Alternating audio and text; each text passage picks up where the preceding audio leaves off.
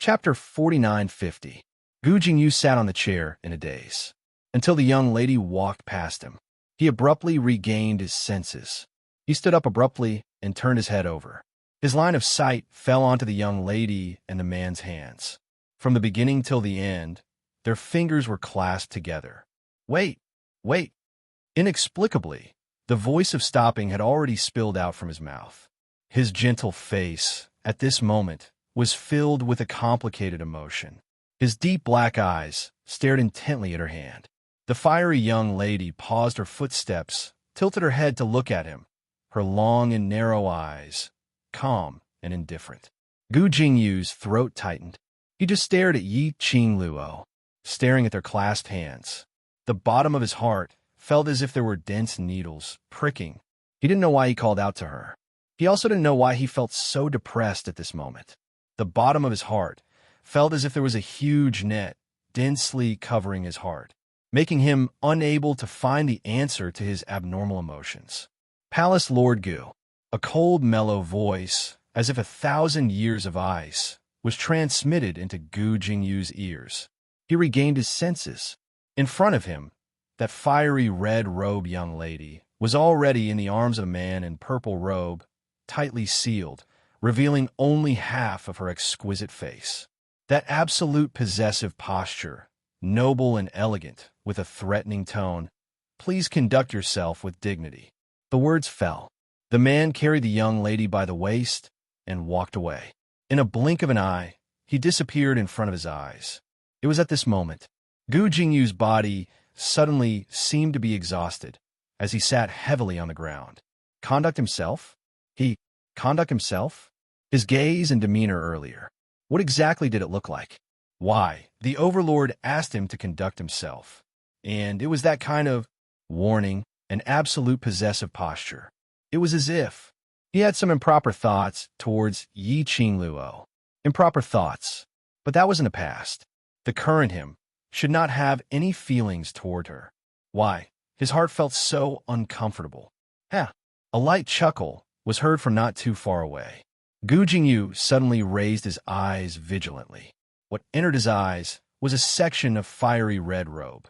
The bright fiery color made his eyes reveal a ray of light. Yi Qing, before he could finish his sentence, the expression on Gu Jingyu's face gradually froze. That wasn't Yi Qingluo. Instead, he was dressed in red, but his face was extremely cold. He frowned slightly and slowly stood up. Pavilion Master Chu, how have you been? If this person in front of him was not Zhu Wuxin, who could it be?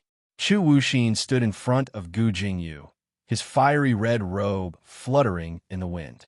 But that cold and arrogant temperament, however, it suppressed the beauty brought about by the red dress. How pitiful! Zhu Wuxin looked at Gu Jingyu and asked, not understanding what he meant. Gu Jingyu frowned. What do you mean? You don't even have the heart to love someone. Pitiful and lamentable. Zhu Wuxian's voice was cold, and there was not much fluctuation in it. Gu Jingyu frowned even more. At this moment, Zhu Wuxian glanced sideways at him with an unclear meaning. Are you really willing to give Yi Qingluo to Dmo Xian? Back at Feng Manor, Feng family's patriarch and Feng Liqiong were in a heated argument. The two children had already been brought by Grandma Feng to a place further away to play. Yi Qingluo had just stepped into the main hall. She was shocked by the vase which was thrown towards her. Dmo Xian's reaction was swift. He caught the vase with one hand and used the other to pull the young lady behind him, blocking in front of him. Trash, 7th young mistress. Lord Dizun, please be gentler with your love. Trash, 7th young mistress. Lord Dizun, please be gentler with your love. Chapter 4951. The entire house was in a mess. The return of the two made the quarreling father and son to stop. Yi Qingluo carefully poked her head out and hugged the vase in Dmo Xian's hands tightly as she walked over. Are you two trying to demolish the house? Don't you know that everything in the house is very expensive? She put the vase back in place and turned to look at Feng Liqiong. Why? The minute I'm not at home, you start quarreling? Feng family's patriarch was about to speak. Yiqing Luo had already walked over to Feng Liqiong. Uncle, do you want to explain to me, why did you start a fight with grandfather? Feng Liqiong's face darkened, with a "I'm mad, don't provoke me" attitude. It indeed looked scary.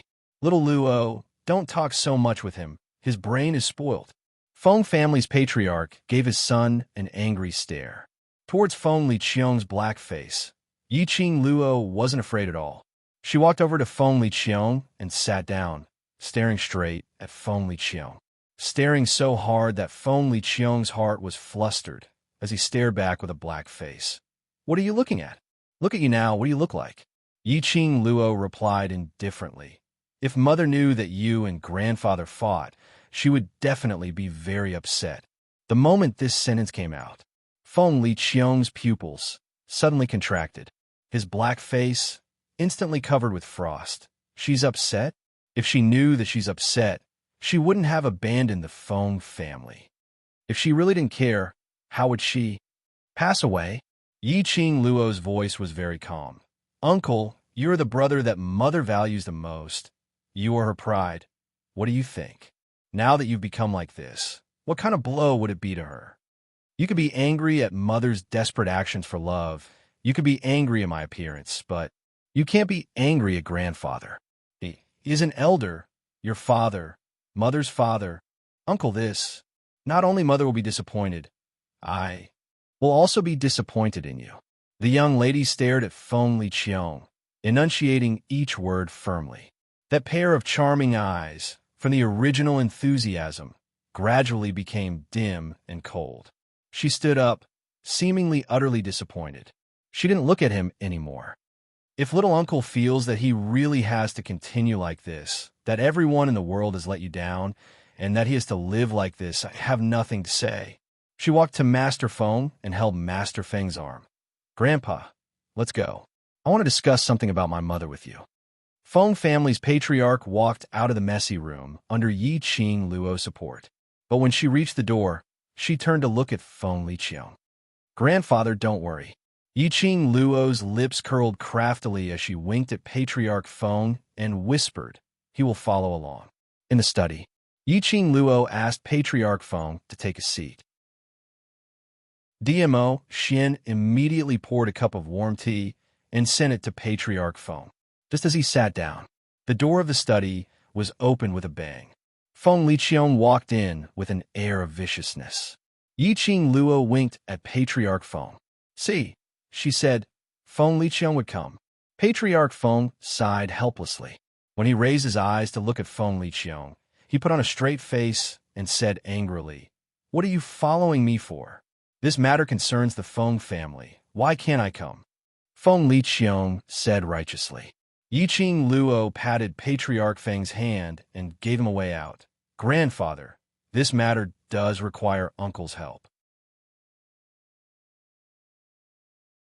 Chapter 4952. Feng family patriarch's expression eased up, but he still snorted coldly.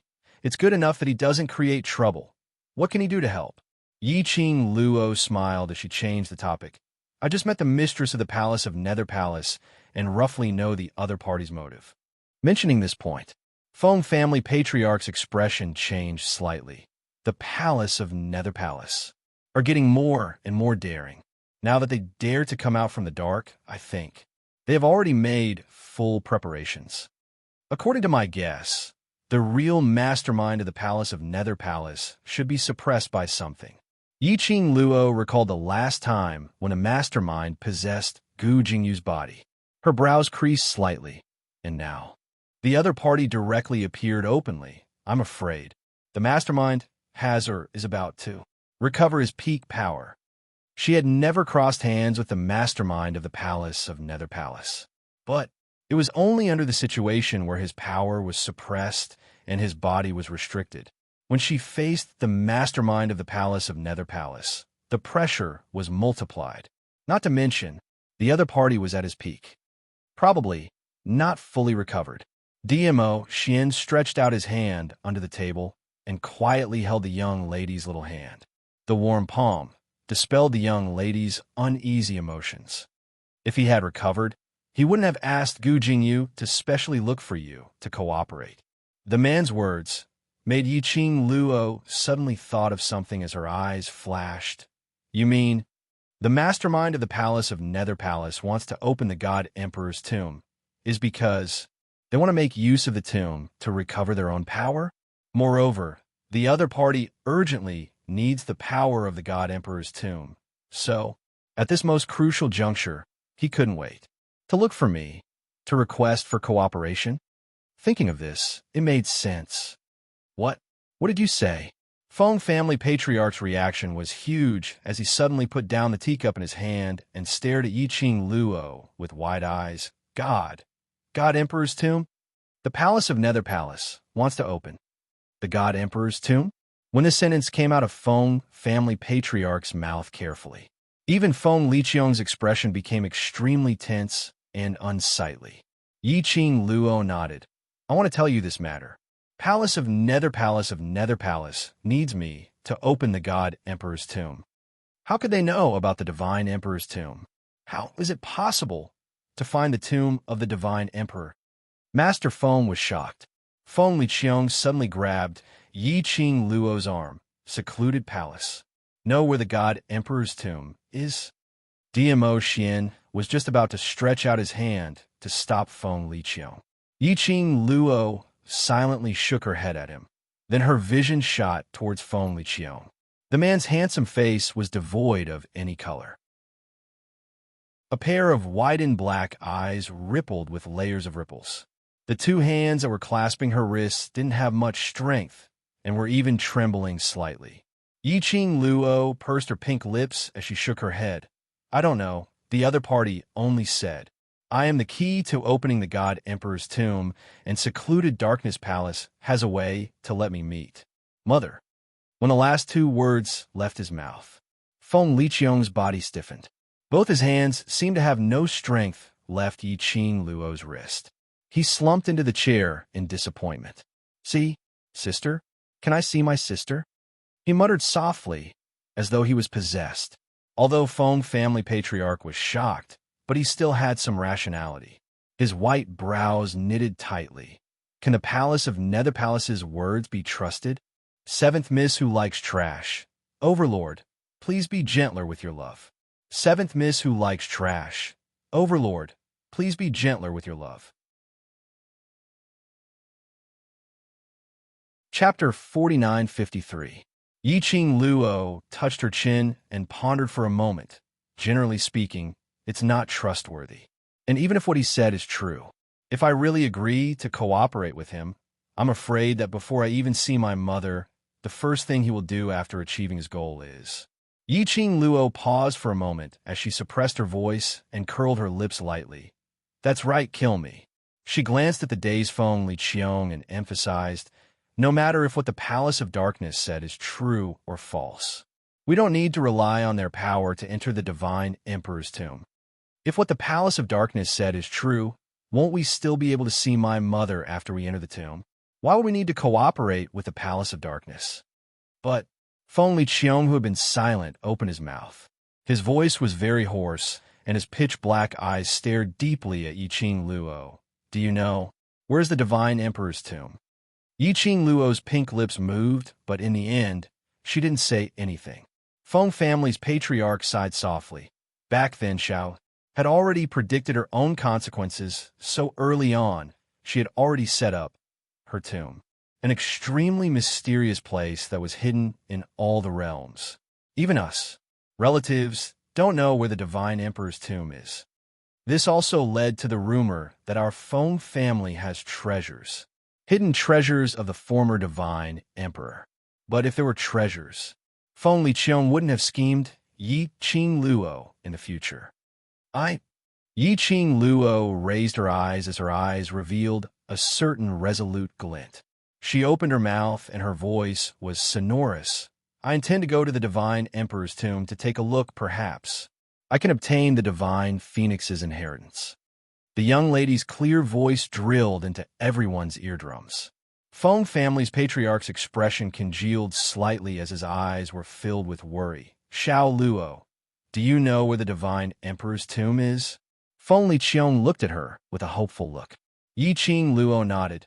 Perhaps the rumor outside, and what little uncle is looking for, and what the Palace of Darkness is trying to get. Feng family's treasure is in my hands. The atmosphere was tense. The entire study room fell into a strange silence. After a long while, Feng Liqiang's head stiffened as she stared fixedly at Yi Qing Luo. On you? There was a raging fire burning in his eyes. As long as she nodded, in the next instant, he reached out to snatch it. Yi Qing Luo's expression didn't change as she raised her brows slightly. Instead, she met Feng Liqiang's gaze and smiled. Yes, it's on me, so? Little uncle wants to snatch it? She was very straightforward. It was so straightforward that the fire in Feng Liqiang's eyes was gradually extinguished.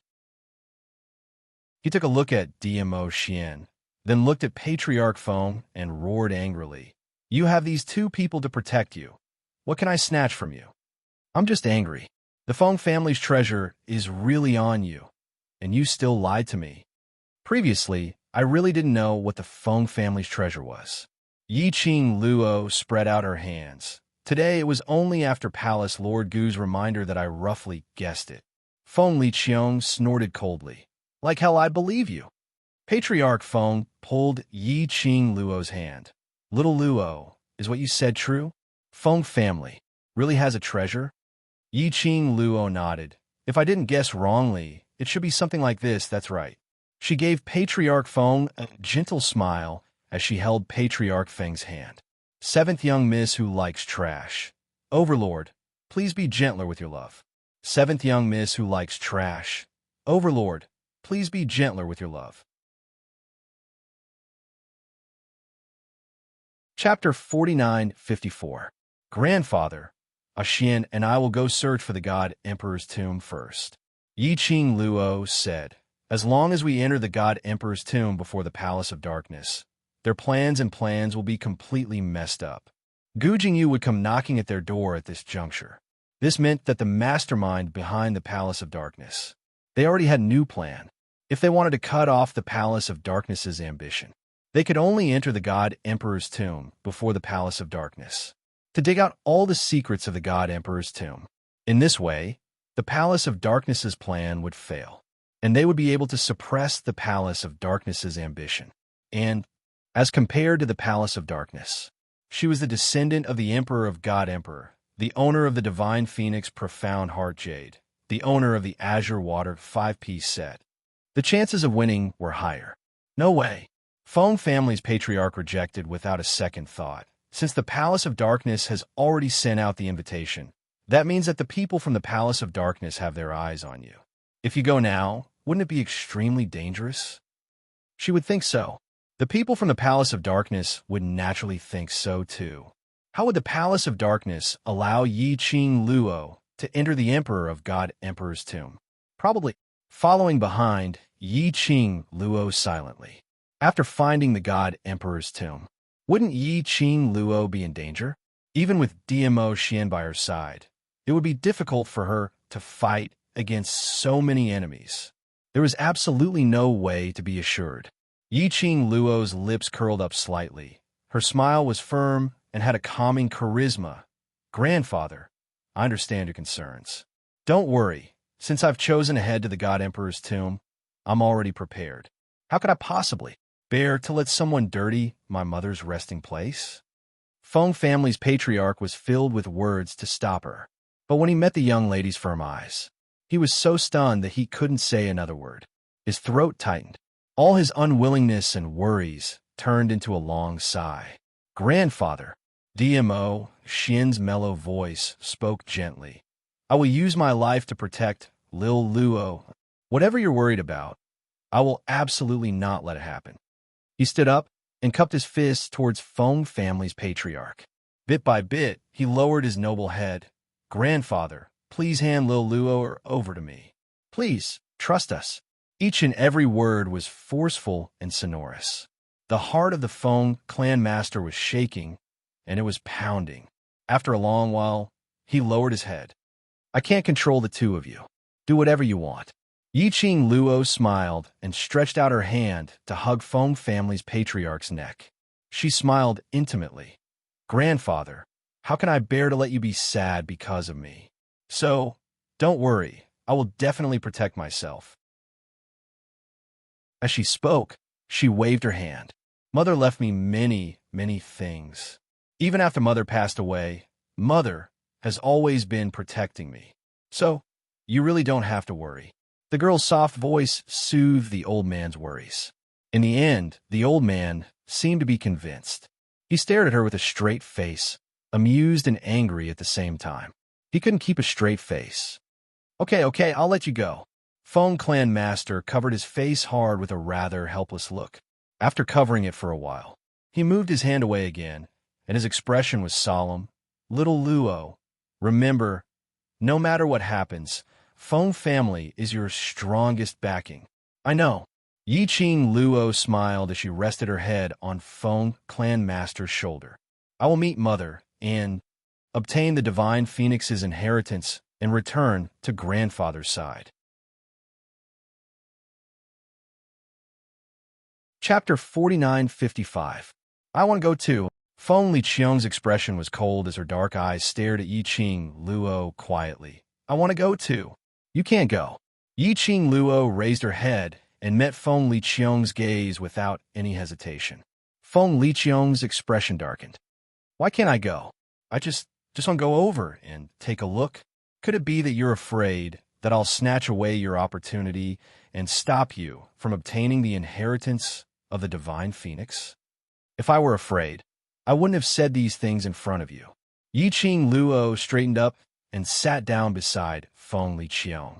She faced Feng Liqiang and faced her questioning gaze. She did not panic in the slightest.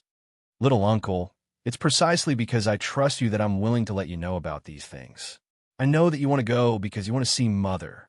You want to personally ask Mother if she regrets the choice she made. But she paused. His eyes met Feng Liqiang's, and he could clearly see when she says that his purpose is only to see his mother. Feng Liqiang's eyes showed clear signs of avoiding his gaze. Even his face was a little red. It was as if he was ashamed of having his thoughts poked out. Yi Qing Luo had always known. This little uncle of his. Actually, it was just that the emotions in his heart were hard to calm down. Actually, he missed Feng Ge more than anyone else. However, there was really no way to satisfy his wish this time around. Yi Qing Luo sighed softly. Little uncle, the current God realm, under the influence of the Palace of Gloom, is no longer the God realm that you know. If you still want to protect the God realm, to protect this, the God realm that Mother once wanted to protect, as the acting God Emperor, you have to stay. If you leave with me, and the Palace of Darkness finds out, what do you think the Palace of Darkness will do? Feng Liqiang's throat tightened, and she couldn't speak. What would happen to Shadowy Palace? If it was him, he wouldn't be able to do so. They would definitely take the opportunity to start a war. Take down the immortal world in one fell swoop. If the God world became the property of the Dark Nether Palace, I'm afraid the lower realms would also suffer. All the realms would suffer a bloodbath. The consequences were extremely serious. Feng Liqiang's hand on the table clenched into a fist. He pounded the table heavily. Damned palace of gloomy darkness. He gritted his teeth, but he had already calmed down. Yi Qing Luo tentatively stretched out her hand and gently placed it on his shoulder. Little uncle, if I can really meet Mother, I can help you to pass on the words you want to say to her. After a pause, she continued, if there is a chance, I will do my best to let you meet. Feng Liqiang clenched her fists even tighter. He clenched his fists so tightly that his fingertips turned white. His joints were protruding. He gritted his teeth and snorted coldly. There was no good answer, nor was there a bad answer. Yi Qing Luo looked at him for several breaths and retracted her hand. Her pink lips curled upwards as she gazed at the few of them and said word by word, you guys guard the God realm and wait for us to return. That night, Yi Qing Luo used Feng Liqiang's name to call Ji Wuhua and Feng Changqing over to the Feng residence. As soon as dinner was over, Feng Changqing was called to the study room by Patriarch Feng for a discussion. Yi Qing Luo then pulled Ji Wuhua into the room. Ji Wuhua followed behind Yi Qing Luo excitedly, his face filled with excitement. Miss Qing Luo, are you trying to exchange feelings with me secretly? Chapter 4956. Yi Qing Luo didn't say a word. She just dragged Ji Wuhua and threw him into the room. The door was shut with a bam sound. Inside the room, it was pitch black. Ji Wuhua got even more excited. Miss Qing Luo, I didn't expect you. I didn't expect you to be such a Miss Qing Luo. But I like it. Ji Wuhua's smile was extremely radiant. He opened his arms and closed his eyes, howling at Yi Qing Luo. Miss Qing Luo, come on. Please don't pity me, just because I'm a delicate flower. You can do whatever you want to do. I can do whatever you want.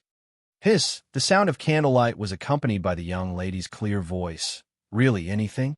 That soft voice made Ji Wuhua's smile even more radiant. He nodded hard. Yes, as long as it's Miss Qing Luo, anything is fine. Then, I'll leave it to you, the young lady said with a smile. Come on, what do you mean?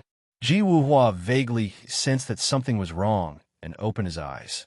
It was okay if he didn't open his eyes. But when he opened his eyes, he was shocked. In the room where the candlelight was flickering, there were not only him and Yi Qing Luo, and there were two strangers, a man and a woman, sitting on the chair, and Yi Qing Luo, who was laughing in the arms of the overlord. Ji Wuhua. He'd better close his eyes. He felt a death stare staring at him. That was the death stare from His Majesty Dizun. He was going to die. Just when Ji Wuhua was about to cry, Yi Qing Luo said with a smile, Lord Flower King, let's start. The four words, Lord Flower King, made Ji Wuhua's hair stand on end. He shuddered and stepped back. Okay, what do we do? He was just about to move. Yi Qing Luo raised her eyebrows slightly, and her smile became even sweeter. But the threatening look in her eyes was enough to make Ji Wuhua's heart tighten. Of course, disguise these two as me and Xian. She looked up and smiled at Ji Wuhua. Just now Lord Flower King said that I can do anything. You shouldn't be lying, right? Lie? She was the one who had used her beauty to trick him. Ji Wuhua. I feel wrong, but I can't say it. Not only could he not say it, he had to accept it with grievance. No, I won't, staring at the overlord's death stare, as well as Yi Qing Luo's death smile. Ji Wuhua was very cowardly. I am a Flower King. How could the most honest person? How could he lie to you? Sob, sob, sob. Yi Qing Luo nodded satisfactorily. Start your performance. Ji Wuhua. Inside the room, there were two strangers who were disciples of the Emperor Palace. Their figures and postures were similar to Yi Qing Luo and Di Emotian. When the both of them came out with their disguises, they changed into Yi Qing Luo and Di Emotian's clothes. If one did not look closely, they did indeed look like two different people. However, after all, a fake was just a fake. His mannerisms and actions were somewhat similar. However, his temperament was clearly different. Ji Wuhua was busy for half a day before he finally heaved a sigh of relief as he sat down on the table. What are you trying to do by making two fakes? Yi Qing Luo smiled as she passed him a cup of tea. You've worked hard. Ji Wuhua instantly jumped up as though he was injected with chicken blood. He received the tea from Yi Qing Luo and stared at the tea. The cup that Miss Qing Luo touched. The tea that Miss Qing Luo poured for me personally. Sob, sob, sob. He wasn't going to drink it. He wanted to keep it. Trash, seventh young mistress. Lord Dizun, please collect it gently. Trash, seventh young mistress. Lord Dizun, please collect it gently. Chapter 4957. Yi Qing Luo's next sentence knocked him down from the peak of excitement. Let's continue after the tea. Ji Wuhua was so scared that he almost dropped the cup in his hand. Continue? Continue what? Yi Qing Luo pointed her own face and then to Di Emotian. It's our turn. Ji Wuhua. Did you think it was easy for me to disguise myself? Did you think I could easily disguise myself? My hands are sore from tormenting 2 people in a row. I want to go on strike. I quit. Damn, it smells so good. Ji Wuhua resigned himself to his fate as he picked up the tools and started a series of. First, she removed her makeup and removed the alluring face that she had put on earlier. Then, she put on a new pretty face that was more delicate and mischievous. After that, helped Dmo Xian to disguise himself. Yiqing Luo wanted to disguise Dmo Xian as a heroic and mighty man in his 30s. Compared to her, it was like an uncle with a lowly, so sexy and flirtatious. But perhaps Ji Wuhua was intimidated by Dmo Xian's majesty and his hands were trembling. Or perhaps Ji Wuhua did it on purpose. After an hour and a half of disguise, finally, the finished product was presented. Yiqing Luo's jaw almost dropped. Wow, wow, wow. It was a fair and delicate face. So delicate that it was cute. Her long and slender eyelashes fluttered like butterfly wings. His deep blue pupils rippled with a pure and mysterious light that was as deep as the sea. Even the lips were pink and lovely like a rose. Yiqing Luo's maiden heart was about to burst. Ji Wuhua must have done it on purpose. Ji Wuhua looked at the 14 or 15-year-old young man in front of him and expressed his satisfaction. Such an overlord. Could he still bluff? He only knew how to give him a death stare. He only knew how to scare him. Humph, even if he wanted to scare people now, he couldn't use his majesty anymore. Ji Wuhua's face was full of pride, and his little mouth was about to rise to the sky. However, seeing Dmo Xian's face reflected in the bronze mirror, he squinted his clear and limpid eyes as he cast a sidelong glance. Ji Wuhua's complacent smile froze on his face. Shivering with cold, bowing down to the big shots. I was wrong. Ji Wuhua admitted defeat decisively. Dmo Xian curled his cherry blossom pink lips slightly. Wrong. Do you know what to do now? I'll help you disguise yourself again. Ji Wuhua straightened his back. Even if I changed my appearance into a cute little girl. The Overlord's oppressive aura and murderous death stare were not weakened at all. It was too scary. Ji Wuhua's small hands trembled as he was about to help Dmo Xian remove the disguise on his face. A fair little hand suddenly stretched out. Then, he blocked Ji Wuhua's movement. The girl's pretty eyes curved slightly, and she smiled with incomparable joy. That's good. I don't need to disguise myself again. But, Ji Wuhua looked at Dmo Xian hesitantly. Dmo Xian raised his eyes and looked at Yiqing Luo. That black eyes that were as pure and innocent as the sea were like azure blue gems, sparkling with brilliance. He asked, "Do you like it?" Like Yiqing Luo nodded like a chick pecking rice. As long as it's Xian, I like it. In that instant, the man's imposing aura, which was overflowing with a vicious aura, suddenly disappeared. That delicate and adorable eyebrows and wrinkles also calmed down. Trash 7th young mistress. Lord Di Zun, please be gentler with your love. Trash 7th young mistress. Lord Di Zun, please be gentler with your love.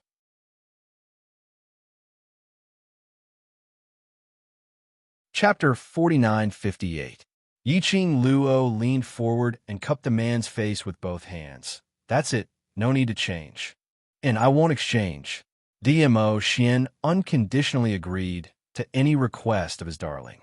Yiqing Luo's glass-like eyes smiled like a crescent moon. This Xian is really cute. So cute that I want to... She hugged the man and said, I want to hide you from others. Dmo Xian's rose-like lips. His smile was pure and clear. Even his voice had become compatible with that face, so ethereal that it could cleanse one's soul. So, Lil Luo likes this. Yiqing Luo's maiden heart thumped wildly. Too cute. I can't hold on. I want to hug him. However, as a pacifying boy, she was still rational. After the man said this sentence, she immediately continued, because it's Xian, I like him. The man chuckled softly. His sapphire blue eyes were filled with a doting and helpless smile. She could always make him happy inadvertently. Ji Wuhua, who had been ignored and thrown away after using it, was at a loss for words. Hey, hey, hey, can't you pay attention? I'm still standing there. Was there a need to show off their love in such a deranged manner? That was his goddess. His heart ached. He was struggling internally, and his mind was filled with thousands of scenarios. Rushing forward, pushing Dizun away, and taking back his goddess. But in fact, he only dared to stand where he was, holding his aching heart, motionless. That night, Yiqing Luo and Dmo Xian, together with the barbaric Bloodbone King, quietly left the Phoenix Manor and headed towards the boundary of the God Realm. In the darkness, a few figures were faintly discernible. Right then, on the second floor of the restaurant, a curtain was lifted, revealing a pair of charming eyes. In the dark night, those charming eyes were like the stars in the night sky, dazzling and dazzling. Staring in the direction where the figures disappeared, the girl's pink lips softly clicked her tongue. TSK. I guessed right. The people from the Palace of Darkness were really... He stared at her all the time. He thought that he had made thorough preparations. He didn't expect that he would be exposed before he even set off. The influence of the Netherworld Palace was getting bigger and bigger in the God Realm. This time, they had to speed up. Otherwise, grandfather and little uncle might not be able to hold on for much longer. Xian, no, now I should call you Ayun. The girl smiled sweetly, her eyes like crescent moons. He changed his appearance. Naturally, he had to change his name. Now, her Xian was called Chaoyan to the public. Her name was Muyu. Morning clouds and evening rain. Clouds in the morning, rain in the evening. Day and night, I pass the days together with my son. Say, how long do you think it will take them to find out that those two are fakes? They won't find out. Dmo Xian replied indifferently. The map in their hands is half real and half fake, with the Imperial Palace's disciples escorting them, as well as the Bloodbone Barbaric King's protection. Even if it's Gu Jingyu, he wouldn't be able to detect. That's fake. Yiqing Luo leaned lazily in his arms as she used one hand to brush his black hair. But secluded palace isn't stupid, so we have to be fast. Dmo Xian held her slender waist lightly. When dawn breaks, we'll leave. Yiqing Luo nodded smilingly. 2 days later, God Realm's barren land, in a rather remote village. Yiqing Luo and Dmo Xian were resting in a simple tea house. A pair of men and horses were extremely arrogant as they stepped on the dust.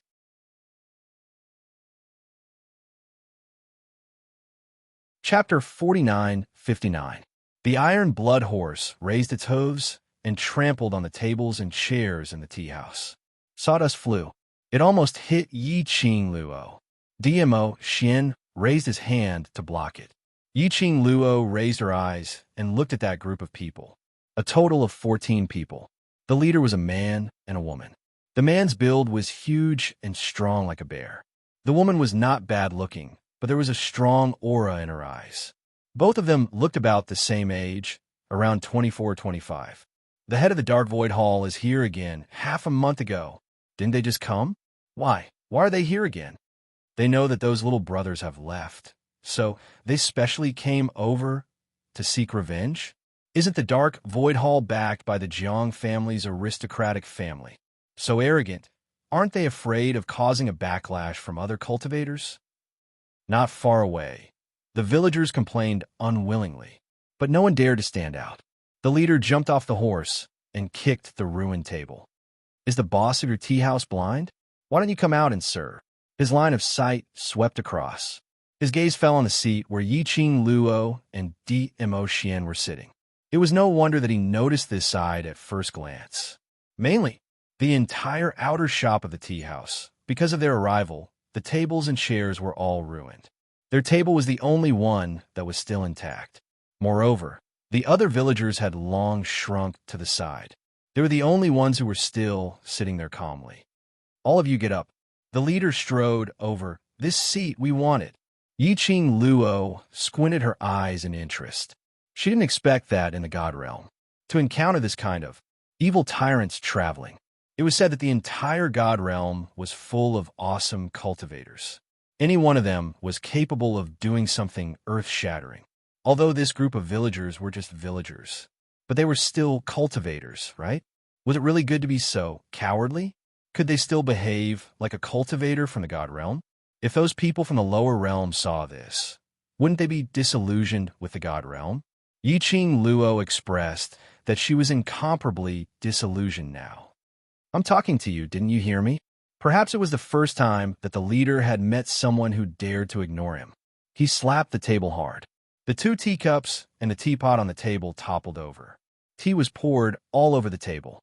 Yiqing Luo raised her eyes slightly as she looked at the leader. Her charming eyes were calm, her delicate eyebrows curved like the crescent moon. Without the slightest hint of fear, he met the ferocious gaze of the leader. Then, her pink lips curled up bit by bit, revealing a lovely smile. You spill my tea. What? The leader frowned as if he couldn't believe what he had just heard. Yiqing Luo was still smiling as she repeated a sentence. You spilled my tea. The leader's eyes were filled with rage. What did you say? The owner of the tea house immediately came forward. Boss, these 2 are just passers-by. They don't know the rules. Please forgive them. We've specially prepared a room for you. You can rest inside. Rest inside. As the boss was saying that, he signaled Yiqing Luo with his eyes, making them take the opportunity to leave. Old man. The leader grabbed the collar of the tea house owner and lifted him up with one hand. Since they don't know the rules, I'll teach them what the rules are. The profound grade of the tea house owner was not low. At least Yiqing Luo could sense the strong, profound grade aura of the tea house owner. But the tea house owner was indeed easily detained by the other party.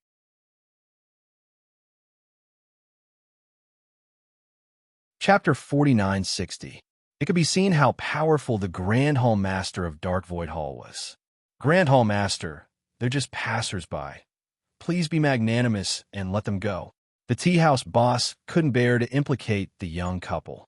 So much nonsense. Do you believe that I'll teach you a lesson too? The leader impatiently threw a punch towards the tea house boss's face. Ah! A sharp shriek pierced through the sky. The leader painfully hugged his hand as he staggered backwards 2 steps. The tea house boss was suddenly let go. Losing the support of his strength, he fell backwards weakly. But he didn't fall. A fair little hand clasped onto his shoulder, a seemingly soft and slender wrist. But it was able to steadily support his body, allowing him to stand firmly.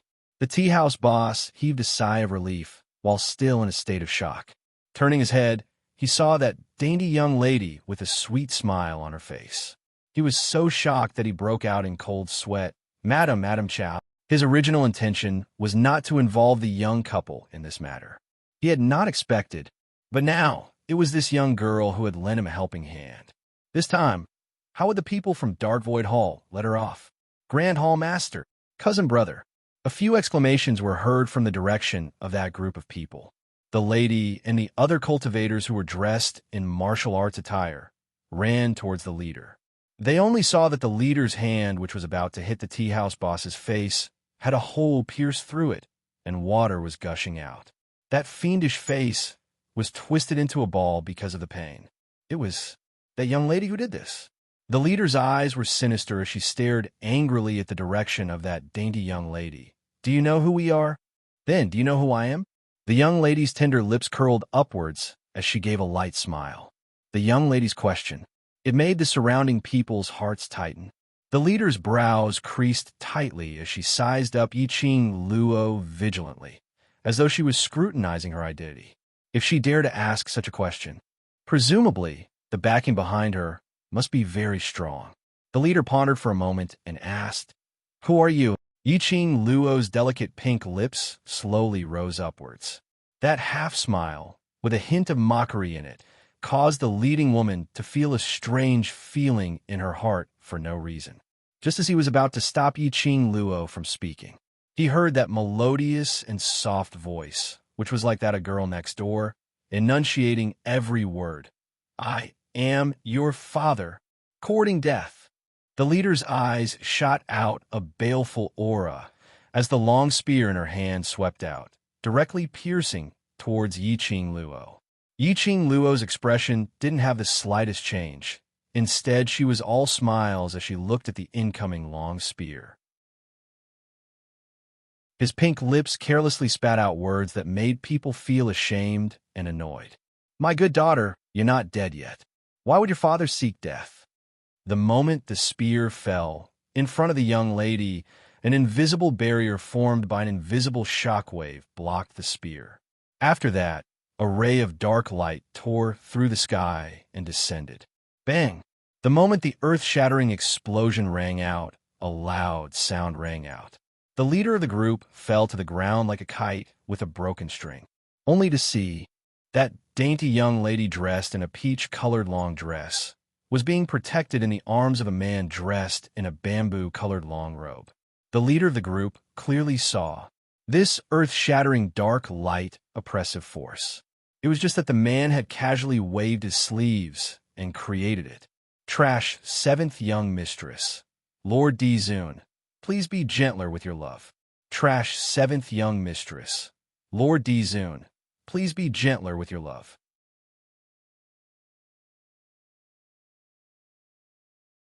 Chapter 4961. Her eyes widened as she stared incredulously at the tall man. She couldn't believe her own eyes. Yiqing Luo walked over to them with a light smile. Those cultivators who were following behind were so frightened that they retreated backwards as they looked at her with vigilance. The leader's face turned pale as he stared at Yiqing Luo. He recalled that his hand was pierced through by that young lady using something unknown. This was totally ruining his hand. Thinking of this, the leader's eyes turned scarlet as he gritted his teeth and bellowed, "What are you trying to do?" The young lady smiled innocently as she blinked her eyes and spoke in a soft voice. "You spilled my tea and smashed the tea house boss's shop. How should we settle this score?" "You." The leader didn't expect that the other party actually wanted to settle the score with him.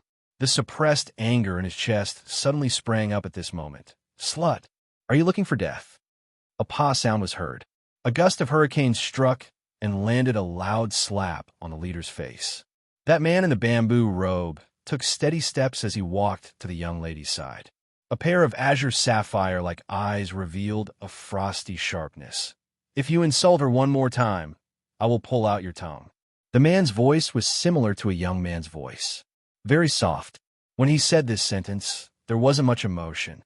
But there was a kind of which made one's heart turn cold. They didn't dare to doubt the truth of what he said. The group of people instantly didn't dare to say another word. The young lady was pampered and arrogant as she raised her eyebrows, but didn't lose her young lady's charm. "My husband is very powerful. If you guys can't think it through, feel free to find trouble with us. But there's a possibility that this price is your sex life." The last two words. The young lady's tone suddenly deepened as her voice was bewitching and low. The group of people's faces turned ashen. The leader's face twisted.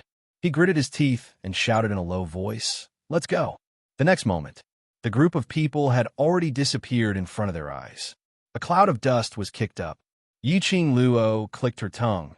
"Hey, don't go. I haven't paid for my tea." After the people from the Anshu Hall left, the shabby village gradually regained its hustle and bustle. Countless villagers who had been hiding in their homes squeezed over. "You too, hurry up and leave." The tea house owner sighed softly. "You are outsiders, so you don't know what happened here. If you don't leave now, when the people from Dark Void Hall come, the two of you, no matter how strong you are," he shook his head. Let's go. Let's go. If we leave, what will you do?" Yiqing Luo smiled. "That Dark Void Hall's people, no matter how I look at them, they don't look like good people. They will definitely not let you off right." She looked around at the dozens of villagers around her. "The two of us haven't reached the point where we would sacrifice your lives for our own safety." Yiqing Luo pulled Diamo Xin back to her previous seat and sat down. "Why don't you tell us, that Dark Void Hall? What kind of force is it?" The tea house owner looked at the girl's smiling face and felt a little worried. But the young lady was too determined. He had no choice but to sit opposite Yiqing Luo as he explained the Dark Void Hall in a concise and comprehensive manner. "Seventh Miss who likes trash. Overlord, please be gentler with your love. Seventh Miss who likes trash. Overlord, please be gentler with your love.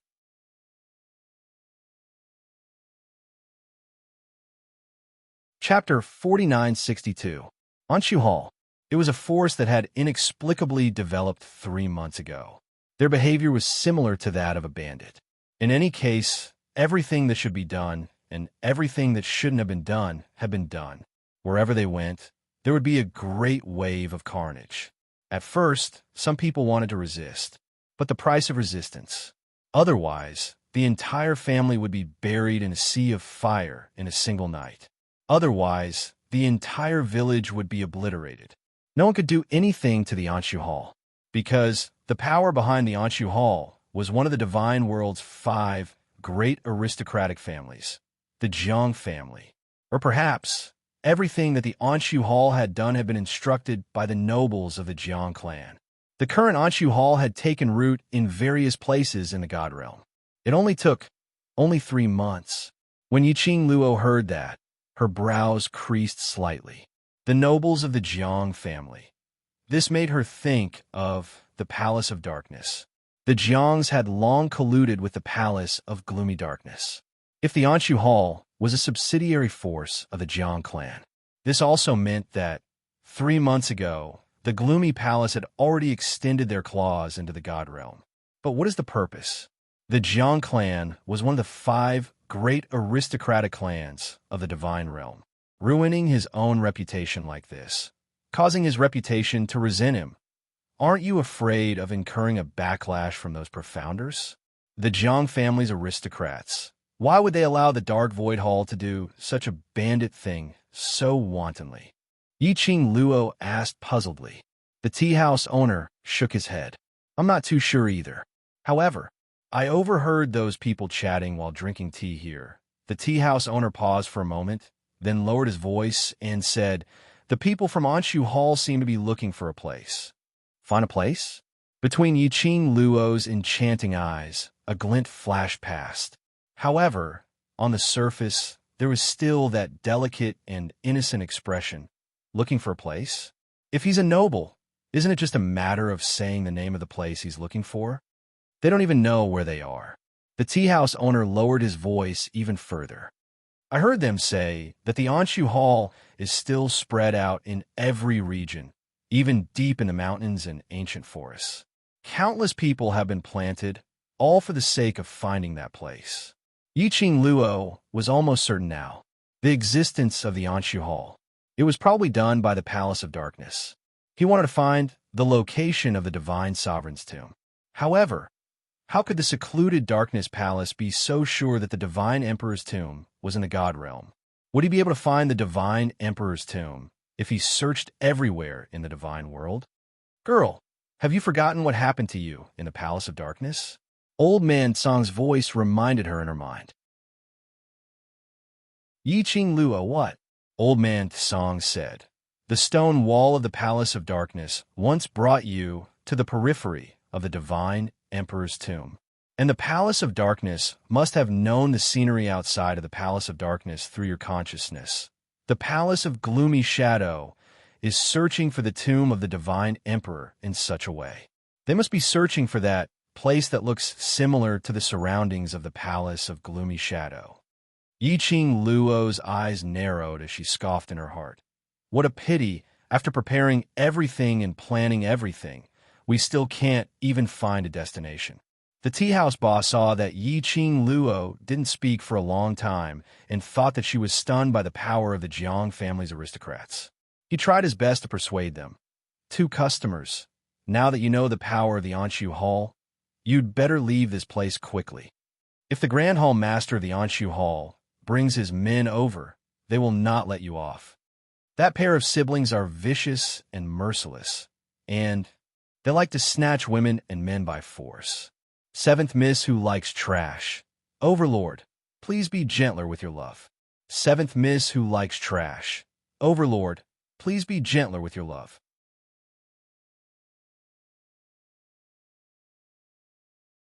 Chapter 4963. You and your husband's looks are too unsafe.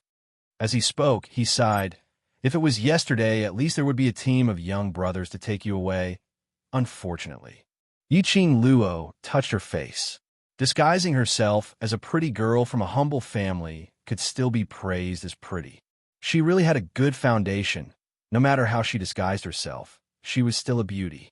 Her slender brows rose slightly. Between her delicate brows, there was an unquestionable firmness. I know you have good intentions, but my husband is very powerful, so I am not afraid of whatever Dark Void Hall, whatever Jiang family's aristocrats. Don't worry about us.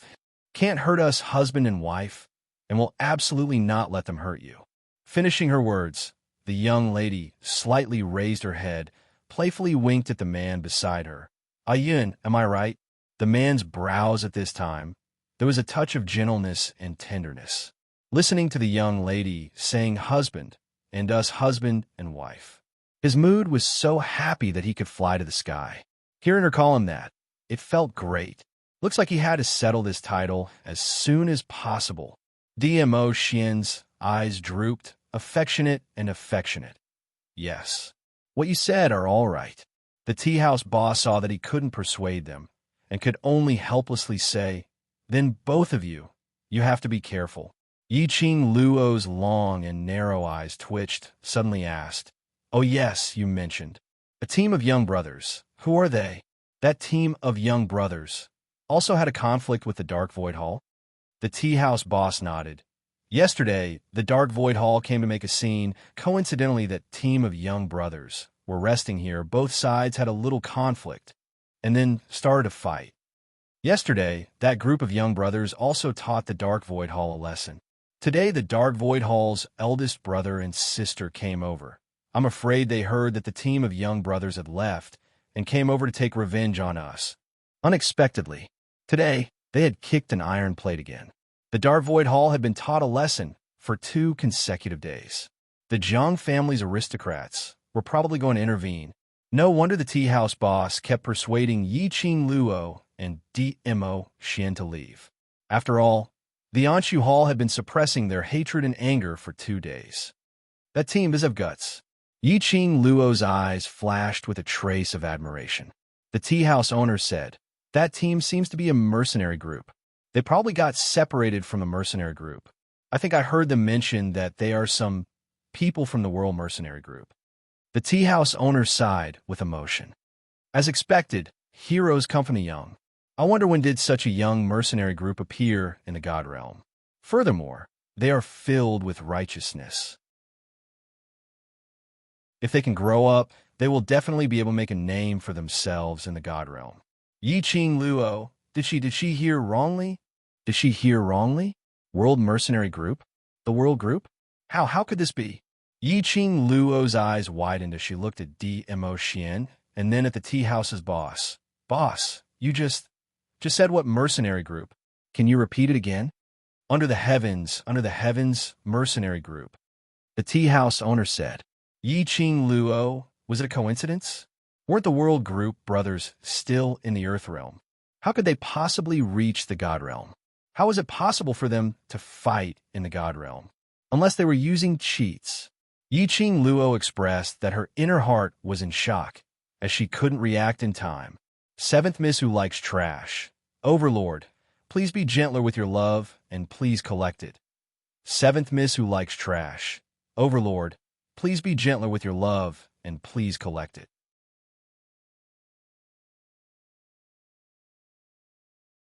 Chapter 49-64. Yiqing Luo suppressed the shock in her heart. Where did they go? No matter if it was a coincidence or not. She had to chase after them to take a look. What if? Were they really her bunch of brothers? The tea house boss pointed to a place. I seem to have heard that they were going to look for someone or somewhere. Yiqing Luo had an intuition. That bunch of people were probably her brothers in the World Group. But she had to settle those 2 pairs of cousins from Dark Void Hall first before she could chase after the World Group. The few of them were talking. Dark Void Hall. The people from Dark Void Hall are here. Suddenly, those villagers who were crowding around abruptly turned around and went back into their own rooms. As though they were facing a great enemy, they all ran away. In a split second, the tea house, which was originally slightly crowded and bustling with noise. Instantly, there was only the tea house boss, Yi Qing Luo and DMO Shin trio. But in a blink of an eye, 10 overcultivators dressed in black robes swarmed up.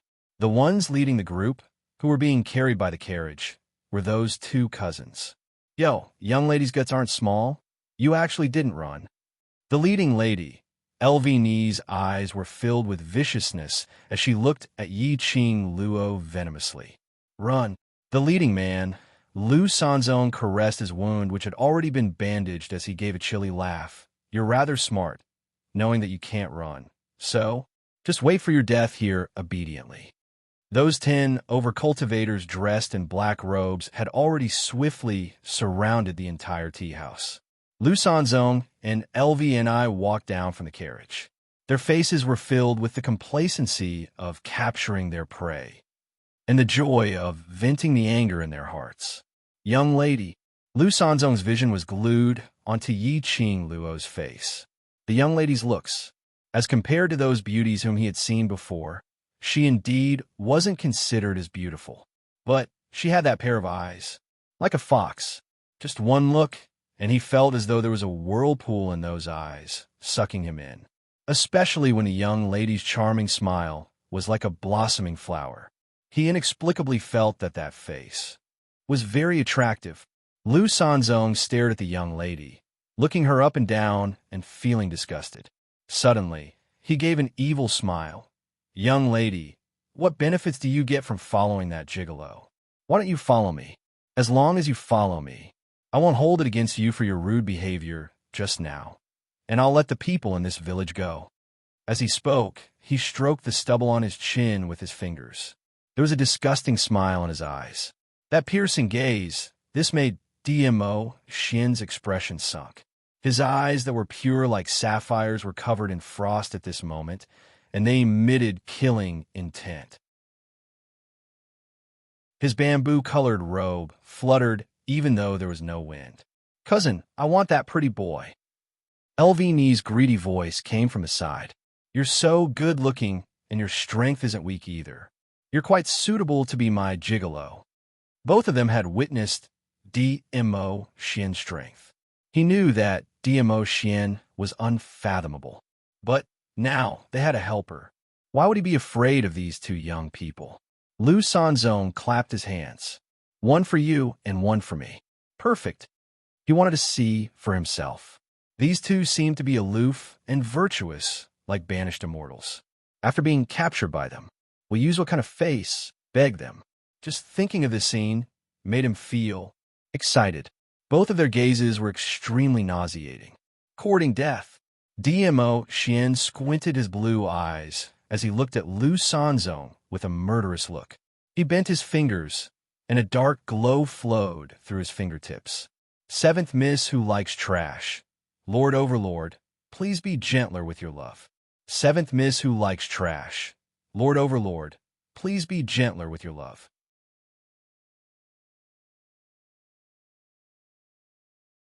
Chapter 4965.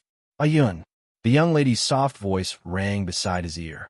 Her fair little hand gently rested on his arm, suppressing the man's irritable breath. Yi Qing Luo's pink lips casually raised. Don't be angry, this level. I can handle it myself.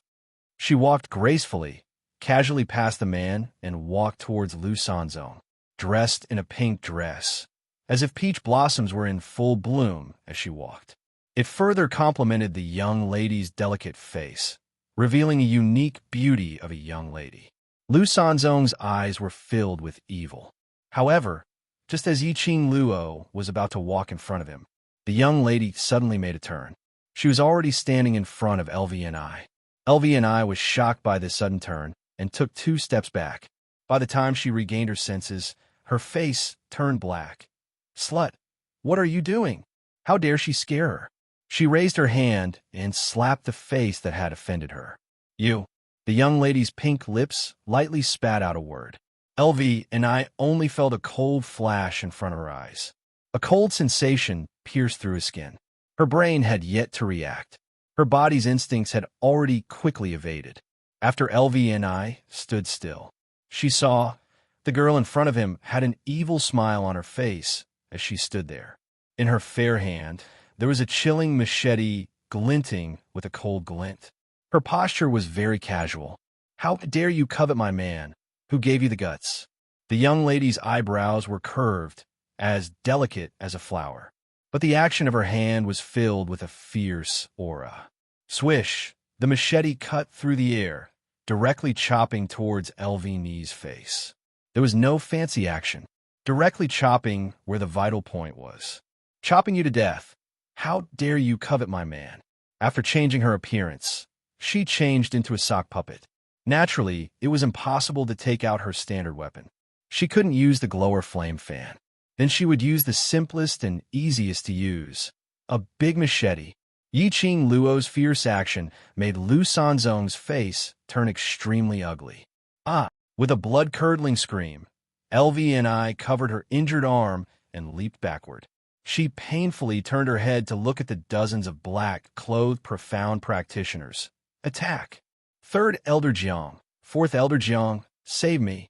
As soon as LVNI's voice fell, Yiqing Luo acutely sensed that there were two bursts of murderous intent coming toward her from not too far away. Her expression froze, and she quickly retreated. Bang, bang, bang. A majestic aura exploded in the air. It was as if the air was going to be torn apart. Whereas at this moment, Yiqing Luo had already returned to the Mo Xian side. The invisible, profound light exploded and destroyed everything in its surroundings. The entire tea house collapsed. The ground cracked open. From this, it could be seen exactly how powerful the explosion of the profound light was. However, amidst the explosion of the profound light, with Mo Xian and Yiqing Luo as the center, it was as if a vacuum had been created. Fierce and tyrannical profound light filled the sky. They couldn't even get close to the two of them. Under the whirlwind of sand, Yiqing Luo saw two elderly dressed in Jiang family's aristocratic attire, standing in front of Lu Sanzong and LVNI. The profound qi on those two elderly were sharp, like a lurking poisonous snake, ready to explode at any time. Since you refuse a toast only to be forced to drink a forfeit, then don't blame me for not knowing how to have tender and protective feelings for the fair sex. Lu Sanzong looked coldly at Yiqing Luo, his expression sinister. Yiqing Luo leaned lazily in Mo Xian's arms, her brows slightly raised as she looked at the elderly. "So it's the helpers invited from the Jiang family's aristocratic family. It's really so scary. Seventh Miss who likes trash. Overlord, please be gentler with your love. Seventh Miss who likes trash. Overlord, please be gentler with your love."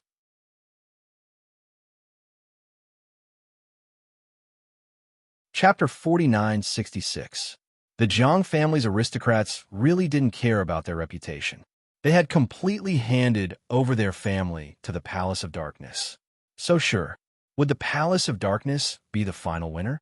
Yiqing Luo's long and narrow eyes curved slightly as her lips curled into an extremely faint cold arc.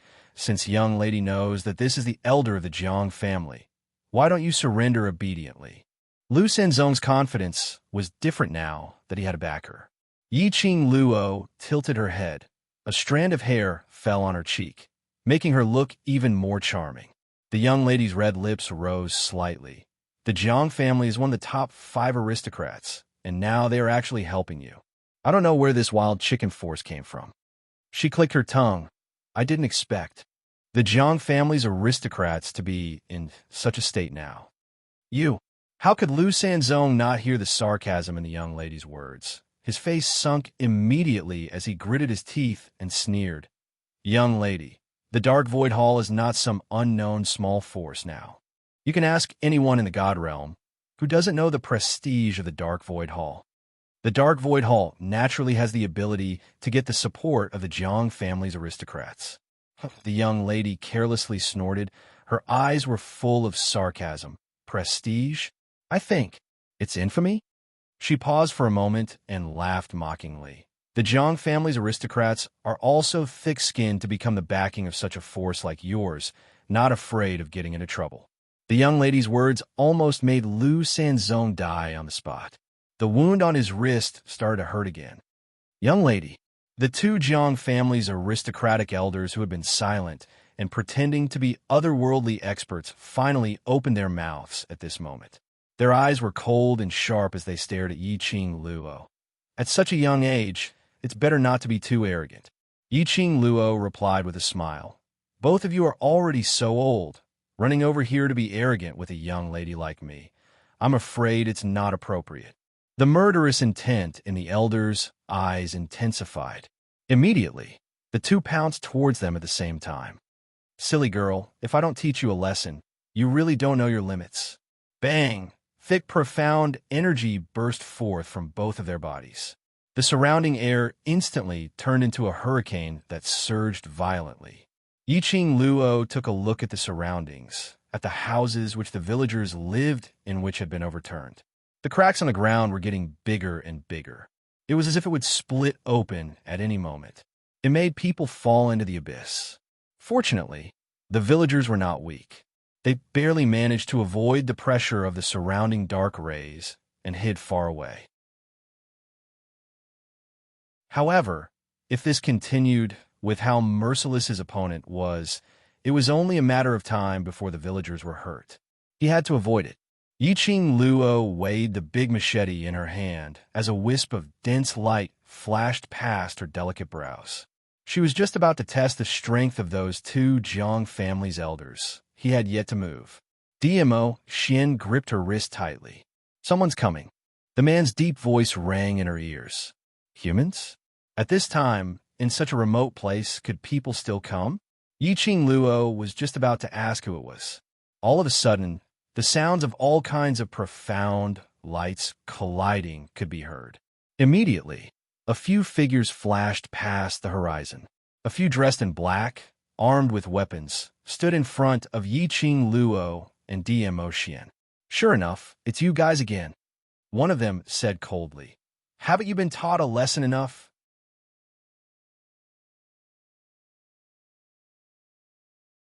Chapter 49-67. Haven't you been beaten up enough yesterday? Now you still dare to find trouble with us. I knew it, this kind of sinister and cunning people. Yesterday, they bowed and bowed to us like grandsons. Today, they will seek revenge on these villagers. Luckily, we're here in time. A bunch of rubbish still dare to come here to be arrogant. The young men and women chattered and cursed, instantly turning this dangerous and quiet atmosphere into a hubbub. It's you guys. When Lu Sanzong saw that group of people, his expression turned steely green. Elvini's expression was also extremely ugly. Two losers. Now you're looking for helpers to take revenge? We will beat you till you call for your father. Brothers attack. After that, a group of people swarmed towards the Anshu Hall side. The minute they went up, Jiang family aristocratic elderly's expression congealed. A bunch of little dolls dare to behave atrociously in front of us. The two of them had no chance to deal with Yiqing Luo now. On the contrary, they started to fight with this group of youngsters. Yiqing Luo. Now, wasn't it a good idea to stand here and watch the show? If she didn't help, it would seem as though she was letting down their enthusiastic help. This help. She indeed wanted to take a good look at what kind of training this group of perverts had gone through in the time she wasn't around, and how high were their profound grades now, which was why they were able to come to God Realm, a place where the big shots were everywhere. They even became the messenger of justice, standing up for others. That's right. These youngsters in front of her were all dressed in black, and when they made a move, they could clearly see the cherry blossoms on their sleeves, as though they were burning in fire. The World Group uniform. These people, weren't they the group of brothers from the World Group? Yiqing Luo and DMO Xian didn't make a move. The brothers in the World Group were extremely well coordinated. One gaze, one action. They understood the other party's thoughts. After discovering that the two elderly's abilities were extremely powerful, they speedily adjusted their formation. Then they entangled the two elderly so much that they couldn't free themselves. Hence, under the elderly's eyelids, the few of them gave Lu Sanzong and LVNI a beating once again. The kind of beating without any reason at all. The chaotic battle lasted for about half an hour. The old man from the Jiang clan stopped and took Lu Sanzong and LV and I away from the scene. Only a bunch of profound practitioners from the Anshu Hall remained. He had become the captive of a group of young boys and girls. What bullshit Anshu Hall is this? So weak. You're running away? I haven't had enough yet. How boring is this really the God Realm? I feel like he's not even worth a single blow while tying up the profound practitioners of the Anshu Hall. The young men and women were still bragging in all sorts of ways. It wasn't until they threw all the people into the collapsed tea house that they looked at the villagers who were hiding far away. It's okay. Everyone has run away. Hey, kitty, where are you going? Suddenly, a voice interrupted the hubbub. Yiqing Luo saw a small, soft dumpling pouncing into her arms. Sister. Just as the little man opened his mouth and spat out a word, he suddenly paused. Her ears, which were hidden in her hair, trembled slightly. Her glass-like eyes were filled with uncertainty as she looked at this extremely unfamiliar face. The young lady's dainty brows curved as her fair hands cupped the little man's face. Aya, where did this little cutie come from? You look so cute. Yiqing Luo hugged her into her arms.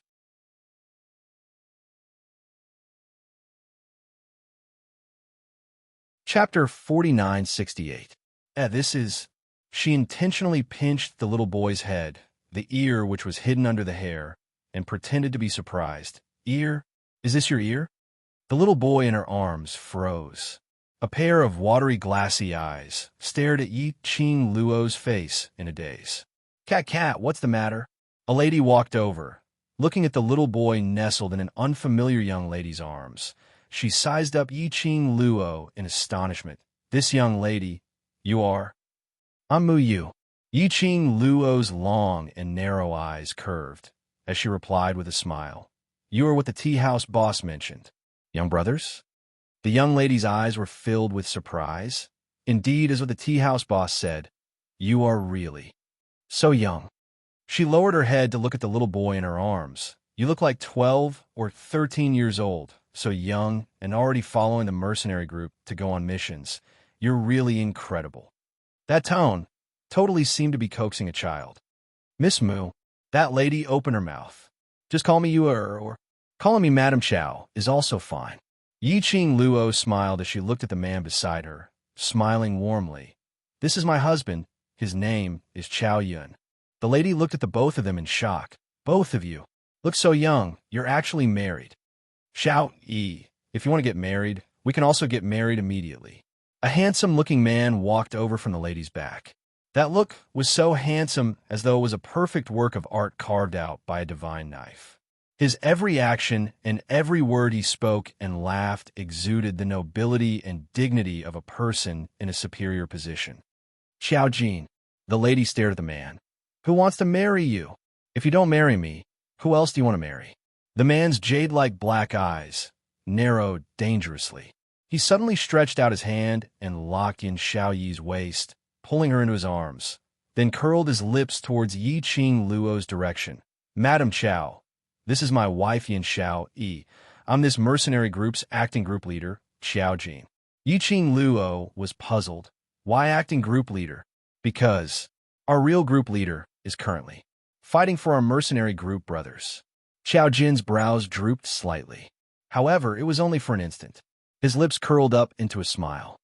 That's why I'm the acting commander for now. He waved his hand behind him and said, How did you provoke that bastard from the Anshu Hall? He even forced that bastard from the Dark Void Hall to specially invite two powerful old men over to help him. This time we came back to act tough. Fortunately, we brothers are also very strong. Otherwise, we would have been screwed. As expected of his brother, she had learned the way she spoke and the words she used. Yiqing Luo held back the laughter in her heart as she used the most ordinary tone to reply, other than destroying that Grand Hall Master's hand and slashing his cousin. I didn't do anything too brutal. Xiao Jin, wasn't that cruel? Why do I feel that this girl is a little familiar? However, as she stared at that extremely unfamiliar face, it must be an illusion. Behind him, a few young boys and girls wearing mercenary uniforms walked over. He introduced them one by one. Yiqing Luo greeted the few of them and pretended not to know them, pretending to be genuine. After getting acquainted with the world group's brothers once again, Yiqing Luo then shifted her vision towards the tea house boss and the villagers not too far away. Seventh Miss who likes trash. Overlord, please be gentler with your love. Seventh Miss who likes trash. Overlord, please be gentler with your love.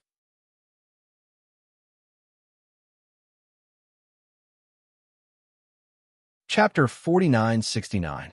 She took out a bag of coins and passed it to the tea house boss. Take it as my apology to you. The tea house boss hesitated for a moment. On seeing that there were quite a number of villagers behind, he still accepted the coins. Find another place to stay. This place is no longer safe. Even if this place wasn't destroyed by Dark Void Hall. If they continue to stay here, they would probably be harassed by those siblings from Dark Void Hall daily. They were hindered by Dark Void Hall's power, so they didn't dare to resist. In the end, they couldn't escape from the word death. The tea house boss apparently thought of this point as well. In the end, the group of them dragged their families and left this piece of wasteland. All right, now that the matter is settled, we can leave now. Yin Xiao, he looked at those Dark Void Hall cultivators who were tied up on the ground. These people, let's just leave them here. If they can survive, then it means that they aren't fated to die. That's true. Yiqing Luo's pink lips suddenly curled up in ridicule as a crafty glint flashed past her eyes. But, just betting on their luck, isn't it too easy for them? No matter what, we have to increase the difficulty a little. Yiqing Luo's words were spoken. The world group's gazes all turned over in unison. Yiqing Luo smiled sweetly, as delicate as a painting, as she walked towards those people. Tight and tight, she lifted her hand. In her fair little hand, there was a small, exquisite white jade porcelain bottle. Those Dark Void Hall cultivators' faces turned pale as they stared at Yiqing Luo's hand, unable to guess what she was holding in her hand. Following that, everyone watched as that pink-dressed young lady held the porcelain bottle as she walked one round around Dark Void Hall's cultivators. In the porcelain bottle, a transparent liquid flowed out, but it was colorless and tasteless. Dark Void Hall's cultivators' expressions turned ugly. What is this? What are you trying to do? This is a good thing, and it's very expensive. Yiqing Luo poured out the liquid in the porcelain bottle as her lips curled up indifferently. I guarantee that it will leave a deep and indelible impression on you till the last moment of your lives. What is that? Yin Xiao, he was curious, as she couldn't help but lean forward to ask. Yiqing Luo blinked her eyes craftily. Just some wild beasts and magical beasts deep in the mountains like it more. Yin Xiao, he widened her beautiful eyes in understanding. Brilliant, indeed brilliant. The wild beasts and magical beasts in the depths of the mountain had smelled the scent and came over, only to see a group of tightly tied up profound practitioners. What happened? Yiqing Luo's eyes curved into a smile. All right, we have to hurry and evacuate, otherwise we'll be implicated. The group of people immediately left the empty space. After a while, everyone heard the roars of wild beasts coming from the wasteland. It was deafening, shaking heaven and earth. His roar caused everyone's heart to skip a beat. But then he saw the girl in the pink dress smiled innocently, as if she had nothing to do with these wild beasts. His heart skipped a beat. Why do I feel like this girl's way of doing things so familiar? That's right, I heard from the tea house boss that you had already left that place yesterday. Why did you turn back today? Yiqing Luo pretended to ask casually. Yin Xiaoyi thought for a while. On the way, I heard someone mention that an elder of some Jiang noble family had come here from afar. It was said that it was to support the people of Anshu Hall. I thought that something wasn't right, so I brought my brothers and turned back. Someone mentioned? Yiqing Luo narrowed her long and narrow eyes slightly. A bad premonition emerged from the bottom of her heart.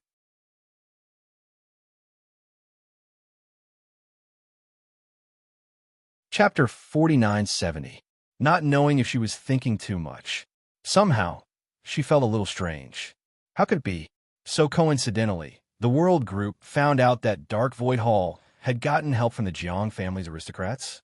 Although Yi Qing Luo was certain that her and Dmo Xian's disguise was flawless, she didn't just change her appearance. All the aura in her body was suppressed by Dmo Xian. Vast water divine relic or the spiritual beast's energy had not leaked out at all. At least, after getting along for so long, the brothers who had great rapport with each other were unable to recognize her at such a close distance. Over at Dark Void Palace, it shouldn't be possible to recognize her, and they specially used the brothers to test her.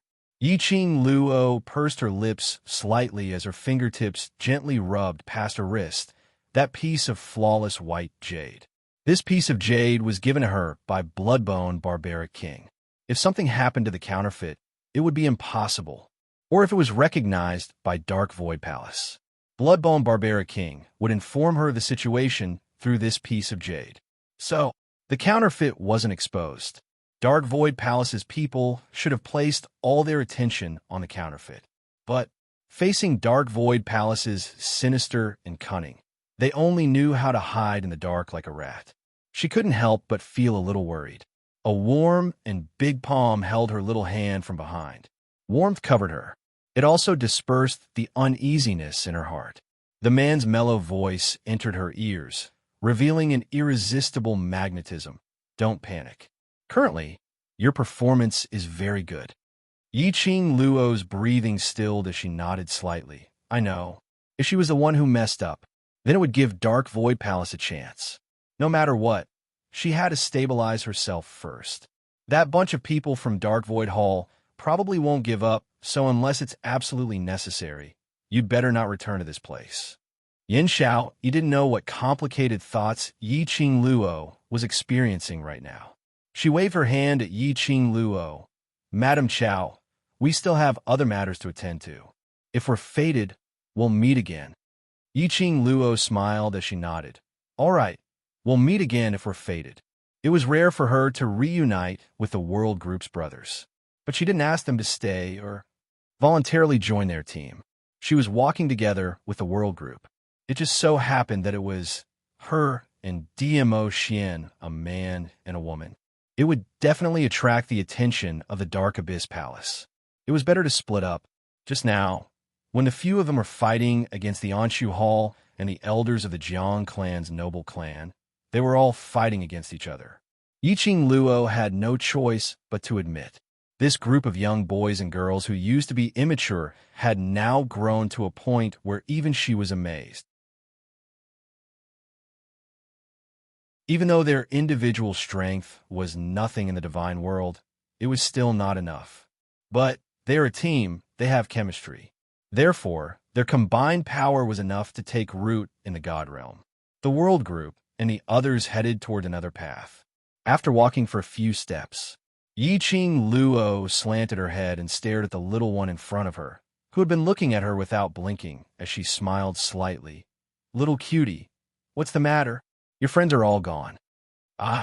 Kitty Lee's voice was soft as a pair of lively, beautiful eyes stared intently at Yi Qing Luo. I'm not leaving. Could it be that little cutie is going to abandon your brothers and leave with me? Yi Qing Luo smiled as she rubbed her head. Kitty Lee shook her head and nodded her head. Her little face was serious as she stared at Yi Qing Luo without blinking at all.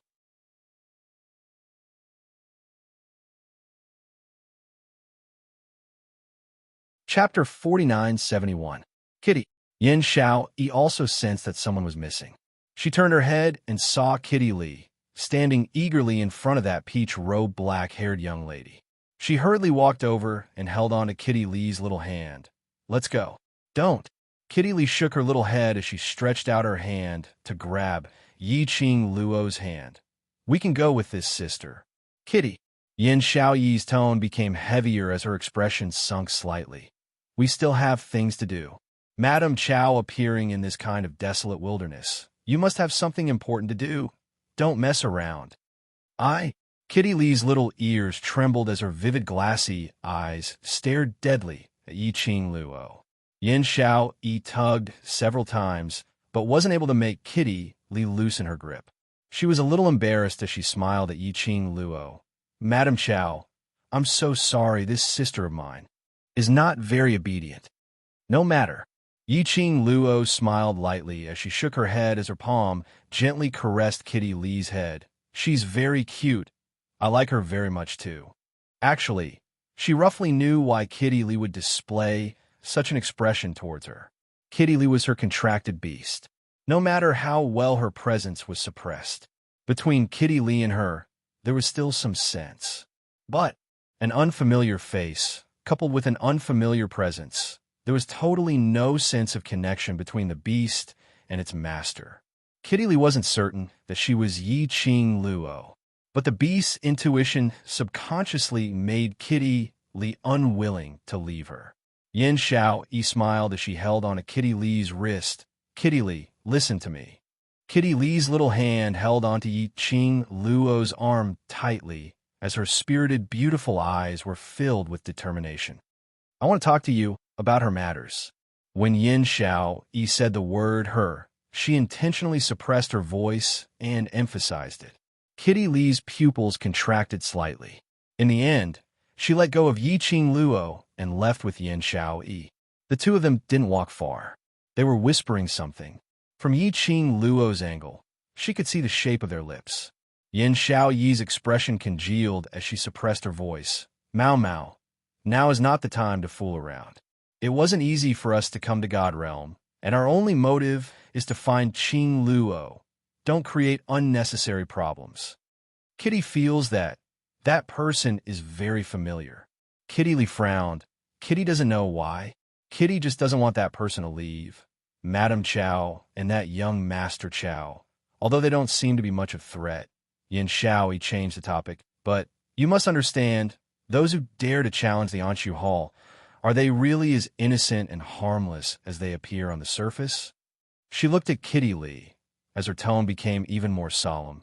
Kitty, Qing Luo is in danger now. We cannot waste any more time here. Ghost Thief Master has already received news. Miss Feng took her fiancé and quietly went to find the Feng family's treasures. The Dark Palace has already sent people to follow them secretly, but Miss Feng doesn't know anything. Yin Xiaoyi's tone became even more solemn. Do you know what this represents? Kitty Lee's eyelashes drooped slightly as she opened her mouth weakly. Kitty knows. Miss Feng was their Qing Luo. Now that Qing Luo's whereabouts have been exposed, the Dark Palace definitely wanted to make use of Qing Luo to find the Feng family's treasures. They had to stop Qing Luo before she found the Feng family's treasures.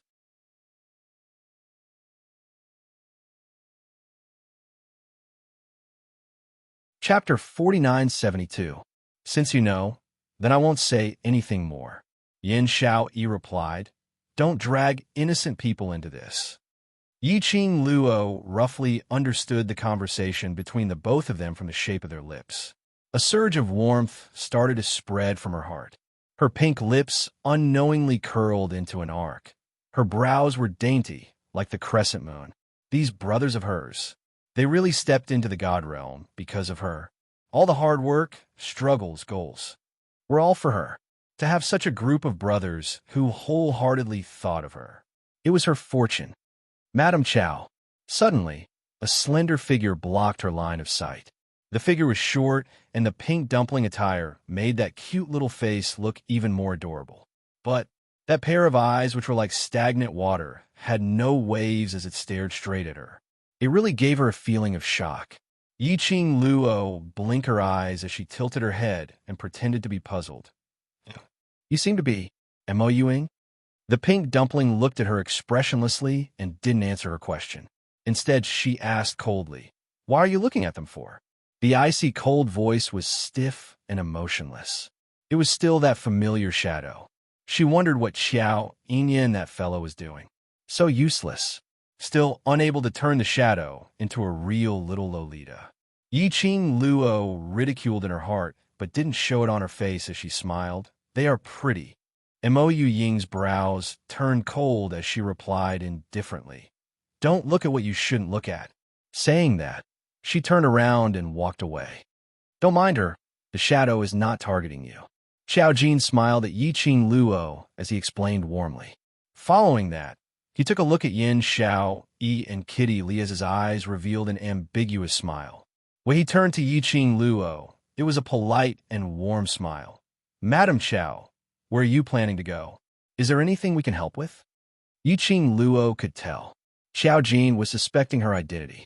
Of course, it wasn't because he recognized her as Yi Qing Luo, but he felt that she was related to the secluded palace. It was good to be vigilant. After all, the palace of gloomy darkness was so sinister.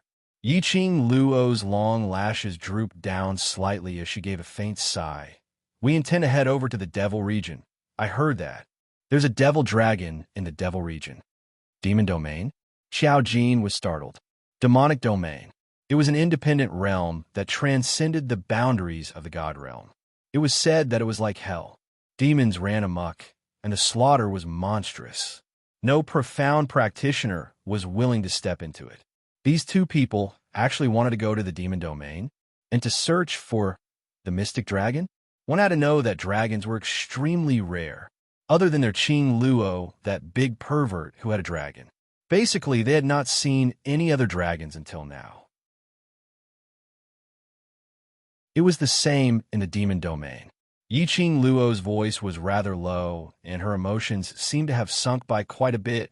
My marriage with Ayun, his father was extremely against it, and later on an accident. Because of Ayun, he suffered a very serious injury and needed the demon dragon's blood to save him. This was the excuse that Yi Qing Luo had long come up with. The imperial palace had made arrangements. She was also not afraid of investigations, because their identities and everything else would become the truth. Xiao Jin went into a blank and immediately opened his mouth. I'm sorry. It's all right. Yi Qing Luo smiled. You should still have a mission, so Ayun and I will not disturb you anymore. If we are fated to meet again next time, that would mean that there's really a lot of fate between us. Seventh Miss who likes trash. Overlord, please be gentler with your love for everyone to collect. Seventh Miss who likes trash. Overlord, please be gentler with your love for me.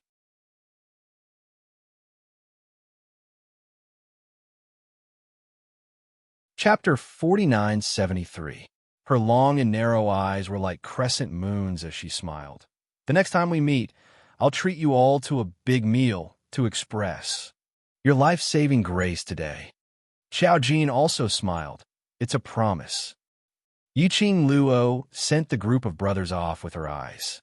The curvature of her lips, from the start till the end, was filled with gratification and warmth.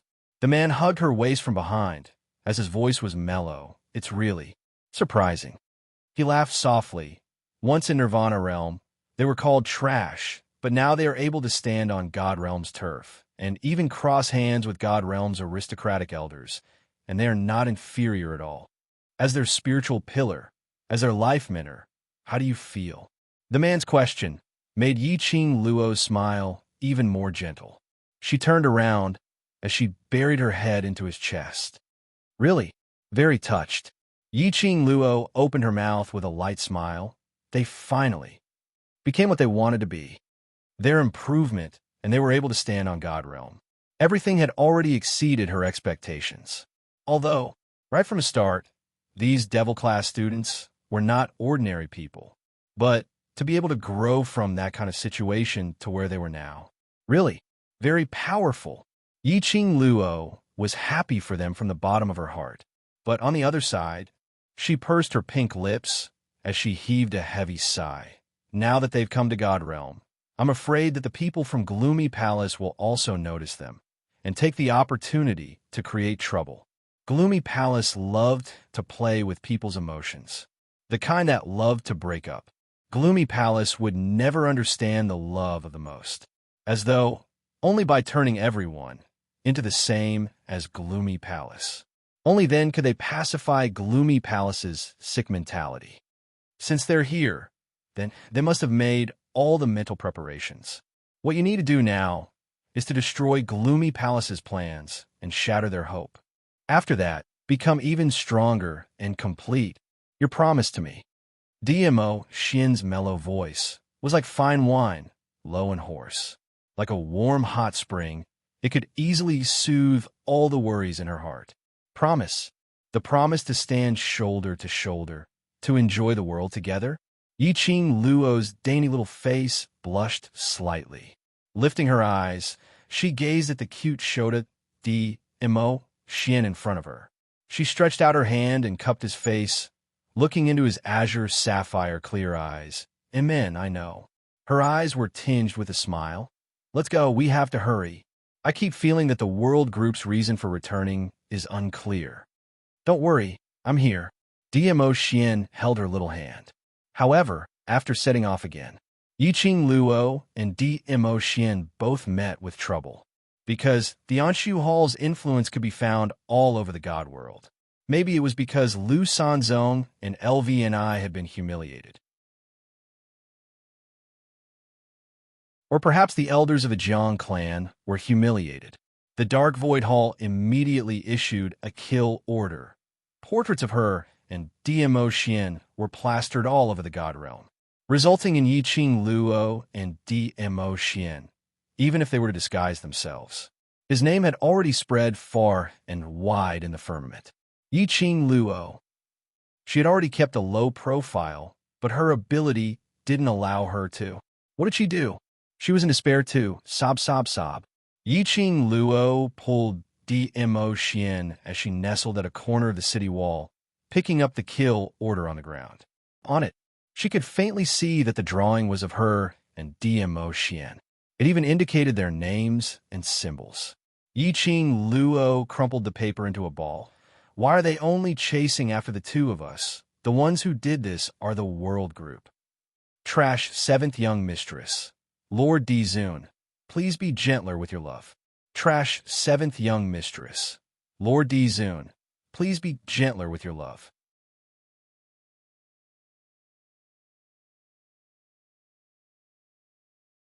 Chapter 4974. DMO Xian held her hand, which was rubbing the paper earlier, as he gently rubbed it, as he asked with a smile, "Don't tell me you wish for them to chase after the world group?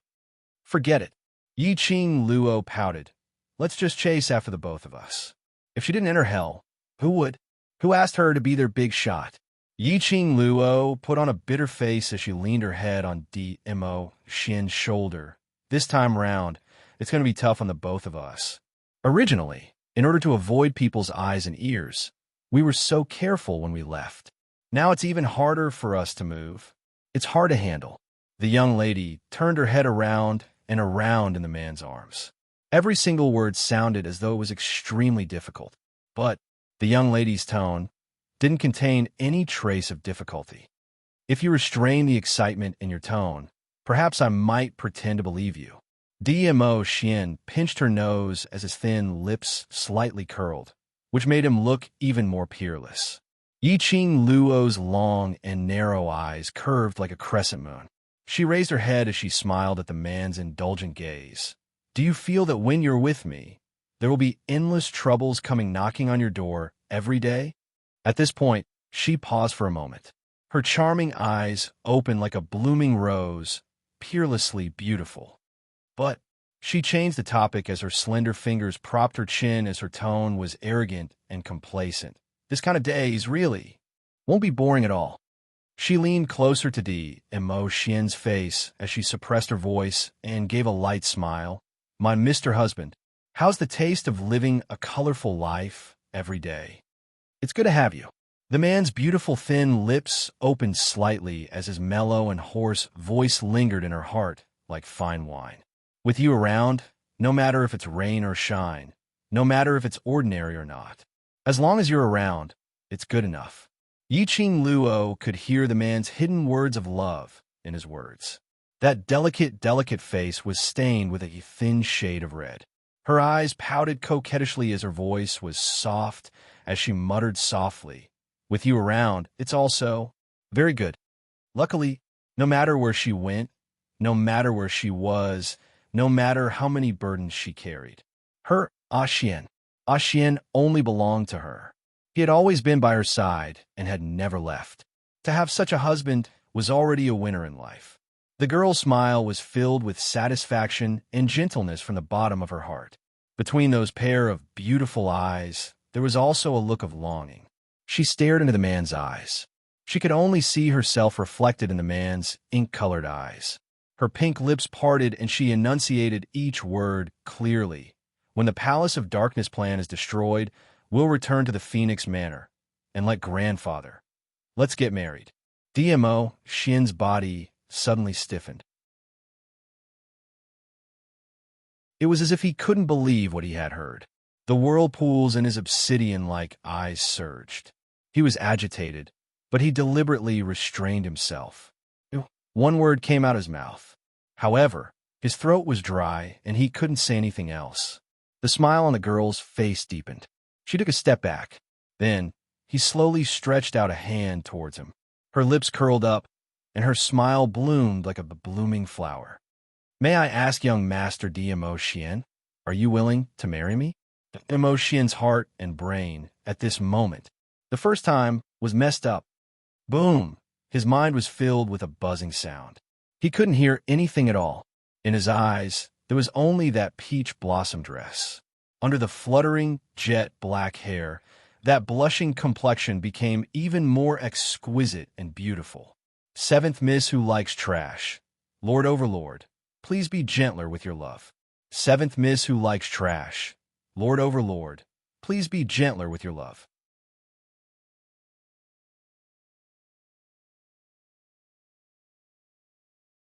Chapter 4975. Her pink lips curled into a smile.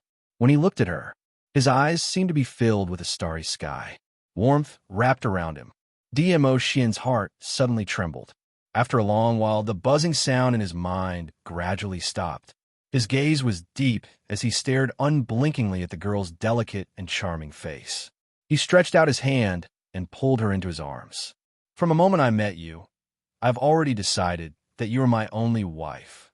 In this life, even in the afterlife, I will marry no one else but you." The man's low and hoarse voice had his unique magnetism, like a feather tickling her heartstrings. "Yi Qing Luo. Ah, my blood is empty." She hugged DMO Xian tightly. "Then it's decided." The man laughed lowly. His voice was pleasant and intoxicating. Old Man Song's helpless and sighing voice came from Yi Qing Luo's mind. "Sigh, a grown-up girl can't be kept at home. You're so passionate. Those who don't know would think that you want to marry me so badly." Yi Qing Luo's slender brows suddenly rose, as if she thought of something. Her pink lips curled up and became mischievous. Her long and narrow eyes curved slyly. When she raised her head, the smile on her face faded as she pretended to be serious. "I'm the one who proposed. You're the one who married me. To be more precise, I should be the one who married you." Her smile was a bit mischievous as she stretched out her fair hand and hooked his chin. She deliberately raised her eyebrows. "So, it's you who wants to marry me, Old Man Song. Didn't changing the method mean that you don't hate to marry me?" What was with the feeling of an old father who couldn't keep his daughter? Old Man Song let out a sigh like an old father. DMO Xian lowered his eyes. His pupils reflected the young girl's charming face. A young girl with black hair and peach-colored clothes. Her smile was brilliant, like a blooming rose. Her slightly narrowed, charming eyes were overflowing with beauty. Just a glance at them would cause one's heart to flutter. His brows gradually softened. Even the cold and stiff lines on his face seemed to soften. He slowly held the young girl's hand and raised it. Then he slightly bent down. His dark red lips were imprinted on the back of his hand. It was as if he had kissed his most precious treasure. "All right. Marry or marry. As long as it's you, everything's fine." The tip of Yi Qing Luo's ears were stained with a thin layer of red. Her Xian was getting better and better at flirting. "Every day, I'm overwhelmed with emotions from being teased by my own husband. What should I do? I'm waiting online." His goal was to take care of the Palace of Darkness. Yi Qing Luo expressed. He was pumped full of adrenaline. What kind of damned hunting order was this? She wasn't afraid anymore. Yi Qing Luo was valiant and high-spirited as she pulled DMO Xian along as they started their journey towards the Devil region. He was not allowed to walk the right path. Couldn't she take the small path? The facts prove that. Indeed, it was impossible. Just as Yiqing Luo pulled Dmo Xian, bypassing the city, walking on the wild mountain road. In the end, they still ran into each other. They were from the Anshu Hall. This might be the so-called enemies meet on a narrow road. Here's the thing. In the wilderness, there are all kinds of magical beasts crawling here and there. Generally speaking, with a big boss like Dmo Xian by her side. Once the imposing manner was released, the beast's intuition would make them take a detour. But unfortunately, as the two of them held hands, as though they were on an outing, shuttling through the wilderness. Thump, thump, thump, magical beast's footsteps approached. When they looked towards the direction of the sound, they saw a huge creature, thousands of densely packed tentacles. Centipede magical beast, opening its mouth full of sharp teeth, dripping with sticky saliva, pouncing towards them.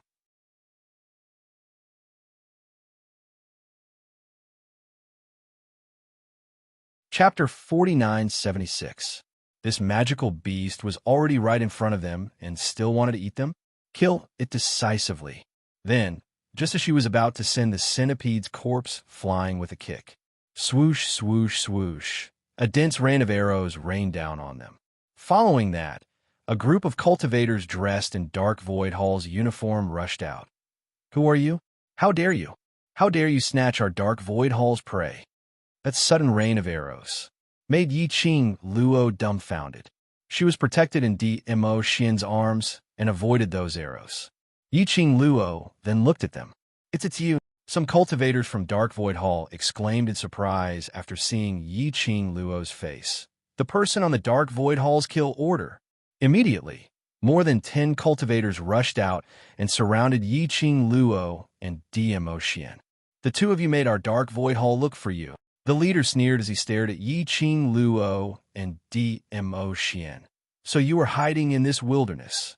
Yiqing Luo raised her brows as she looked at the leader's complacent face, not quite understanding what he was so pleased about. Or did he feel met her? That he could capture her and Dmo Xian back to the Dark Void Hall to claim the reward? TSK. Young lad, you're still too young.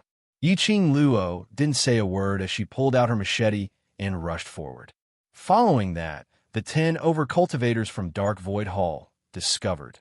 When they faced Yiqing Luo, they had no way to deal with her at all. What's more, the leader was struck by Yiqing Luo's strange movements and her totally unconventional slashing skills. He was directly injured. His wrists and chest were bleeding from the cuts. The cultivators from Dark Void Hall were stunned. This lady was strange. No wonder Big Master and Second Master were at a disadvantage in her hands. No wonder she was on the Dark Void Hall's kill order. The leader expressed that he couldn't beat her. So, his gaze fell on the centipede's corpse by Yiqing Luo's feet and said, Our Dark Void Hall has always been open and above board. We can't bully a weak lady like you. So, this is the prey of our Anshu Hall. Return the prey to us, and we will let you live. Yiqing Luo. What the heck? This was the first time she had seen someone more shameless than her. Honest and upright. More than a dozen people bullying her, and she couldn't handle it? Which son of a bitch was fighting with her just now? He really had the cheek to say that. As expected of the shameless Anshu Hall. Yiqing Luo was so angry that she laughed. She lifted her leg and kicked the centipede demonic beast. Her long and narrow eyes were frivolous as she asked with a casual smile, You want this thing? This is the prey we are hunting. Dark Void Hall's team leader stared at Yiqing Luo with a face full of vigilance. Hand over our prey and we'll spare your life. Yiqing Luo's smile deepened. Her crescent moon-like charming eyes seemed to be rippling with layers and layers of ripples. Then, under the watchful eyes of everyone, a ball of dazzling, profound light appeared in her hand. Boom! The profound light suddenly exploded. It stirred up a hurricane. When the hurricane weakened, it was already too late.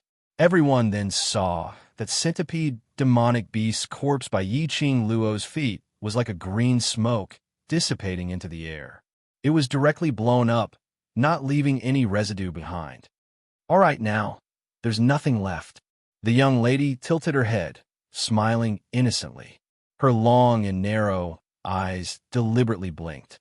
Dark Void Hall's cultivators, this action, it was a blatant provocation to them, simply not putting their Dark Void Hall in their eyes.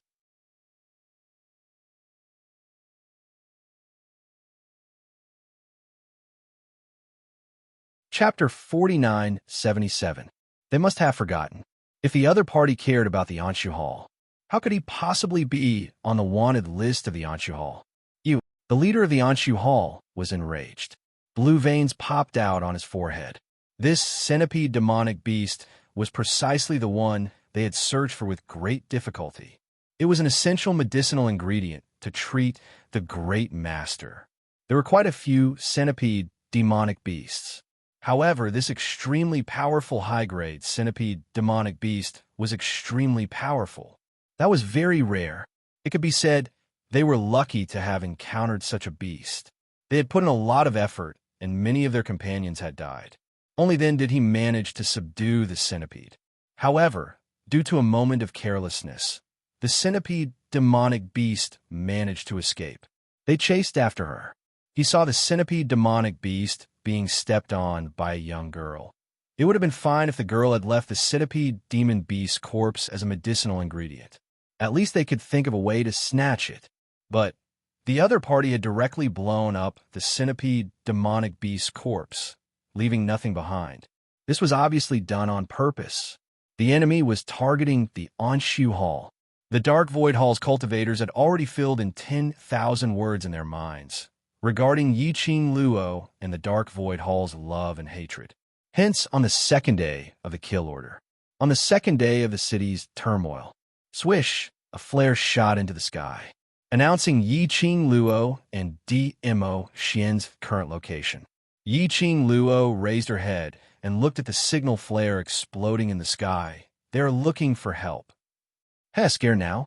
The captain of the Dark Void Hall had a cold look in his eyes. You're already on the wanted list of the Dark Void Hall, yet you still dare to be so arrogant. Just wait for your death. Yiqing Luo. This young lad's brain wasn't too good, right? She was not stupid. She was not interested in wasting her time here. In any case, he knew that he had inadvertently ruined the opportunity for the leader of the Anshu Hall, Lu Sanzong, to treat his wounds. That was enough. Yiqing Luo pulled DMO Xian along as she turned around and ran. He ran away without any hesitation. It was so fast that the leader of the Dark Void Division did not even have time to react. The two people in front of him had already disappeared. Of course, even if he managed to react, he might not be able to stop it. Yiqing Luo pulled DMO Xian and turned into another part of the dense forest. He could also vaguely hear the angry roars of the Dark Void Division's captain. These people from the Anshu Hall were truly interesting. When she was here, he was as timid as a grandson. She's not here at all. This aura, this explosive roar, it was simply imposing. Yiqing Luo was still thinking if she should turn back to scare them. This thought had just flashed across his mind. Suddenly, the man beside her put his arm around her waist and looked at the other end of the jungle. Who is it? Someone? Yiqing Luo raised her brows as she followed DMO Xian's line of sight. In the dense mountain forest, the weeds could be faintly seen swaying in the lush grass. That was not the sway of the wind. Instead, it followed the breathing of a person and swayed gently. Someone was hiding there. She couldn't even sense his aura. Someone from the Anshu Hall? There was no response from the bushes. DMO Xian's sleeves fluttered slightly, and the dark rays spread out silently. Brushing past the grass, a series of painful screams could be heard from inside. That cry was very immature. It was a child's voice.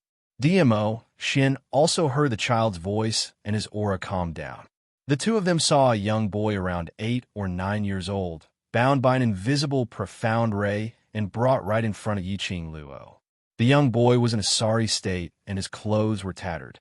But that pair of eyes was unexpectedly clear.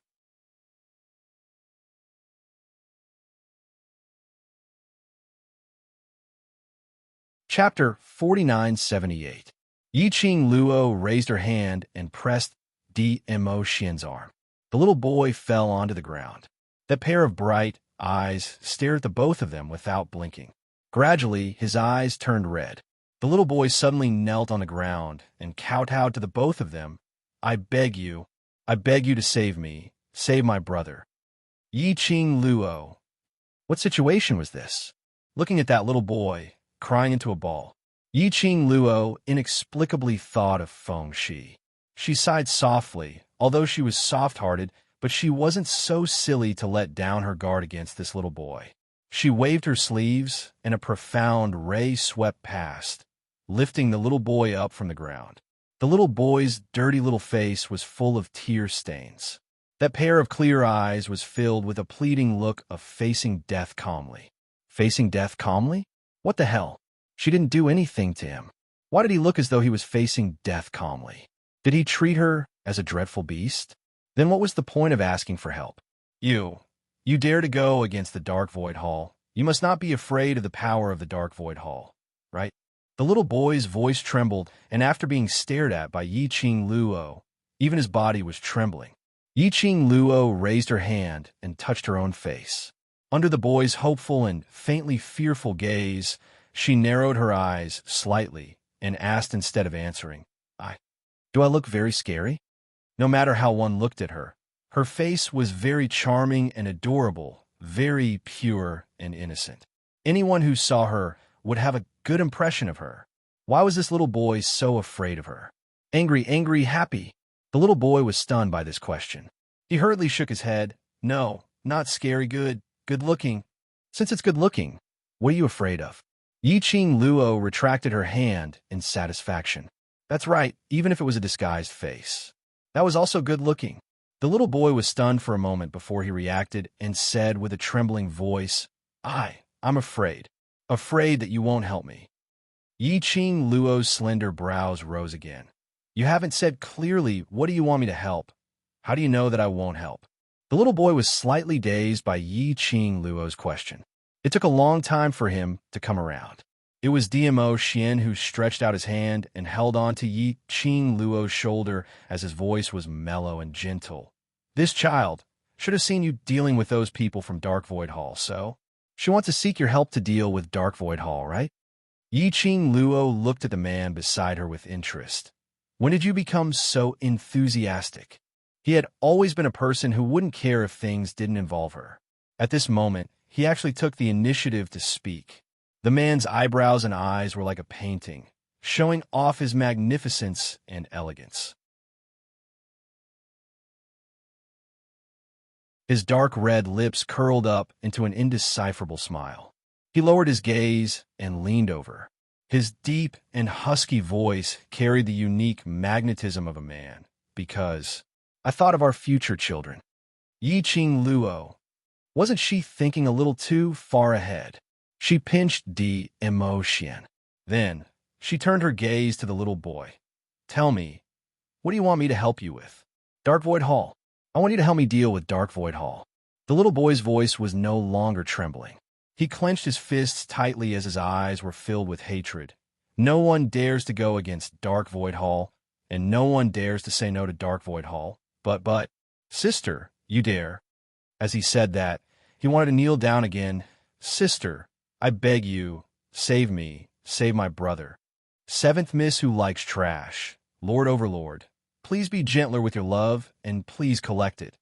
Seventh Miss who likes trash, Lord Overlord, please be gentler with your love, and please hit me.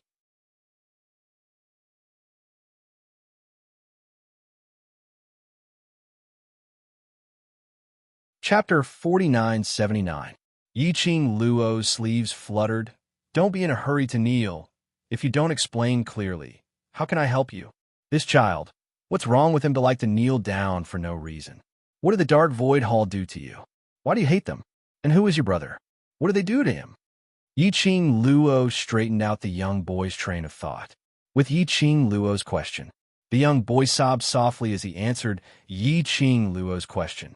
The young boy's name was Jiangzi Yi. He lived in a nearby city, an ordinary family in the most secluded, abandoned land. It was such an ordinary family that could be called a slum. Would be involved with the Dark Void Hall. The turning point happened on a certain day, at a certain moment. A good-looking woman brought along a seriously injured, equally good-looking man to hide in their abandoned courtyard. The young boy's parents were honest and kind-hearted. Seeing someone so seriously injured, they left him behind and went into the mountains to pick herbs to treat the man's injury. Unfortunately, it was this rescue which led to the young boy's family being destroyed. The Dark Void Hall chased after them. Without any explanation, blood splattered across the entire slum. The Dark Void Hall's motive was to capture that man and woman. When the Dark Void Hall arrived, the parents stuffed the boy, the man, and the woman into the basement to avoid a massacre. Yiqing Luo listened to the young boy's furious tone, holding back his tears as he spoke of the hatred between him and the Dark Void Hall. Then he raised his head and looked at Yiqing Luo firmly. "Sister, you're not afraid of the Dark Void Hall. I can only seek help from you. As long as you help me take revenge, I will sell myself to you." He clenched his fists tightly, his eyes scarlet red. "As long as I can take revenge, I am willing to pay any price." Yiqing Luo coughed lightly. "You don't need to sell yourself to me." Although he was a 10-year-old boy, but he was after all a boy. Sell to her? A big vinegar jar. This vinegar jar could not be covered anymore. From the little boy's eyes, which were filled with anger and were flushed red, Yiqing Luo was certain that he wasn't lying. Yiqing Luo pursed her pink lips and asked, "In this case, the brother you mentioned who wanted me to save is the man who hid in your house?" Jiangzi nodded. Yiqing Luo's brows rose as she bent over slightly, looking down at him condescendingly. A wisp of cold light rippled out from her pair of long and narrow eyes. Her pink lips curled up as she enunciated clearly. "In conclusion, the tragedy that befell your family was all because you saved that brother. Not only did you not receive any rewards for your good deeds, you even caused your family to be ruined. Don't you hate him?" After finishing this sentence, Yiqing Luo straightened her body as her smile was filled with ridicule. "Why are you still thinking of saving him for? He's the real culprit who killed your parents, isn't he?" The girl's voice was cold and clear. His tone was calm and cold. He was obviously smiling. She even smiled as brightly as a flower. But the words that came out of his mouth were exceptionally sharp. Jiangzi's eyes widened bit by bit as he listened. She clenched her fists even tighter. Her dirty, tear-stained face was now filled with anger. Big Brother isn't the main culprit. Big Brother is also a victim. Everything is because of the Anshu Hall's ruthlessness and cruelty. End of this chapter. Waste 7th Young Miss. Overlord, please be gentler.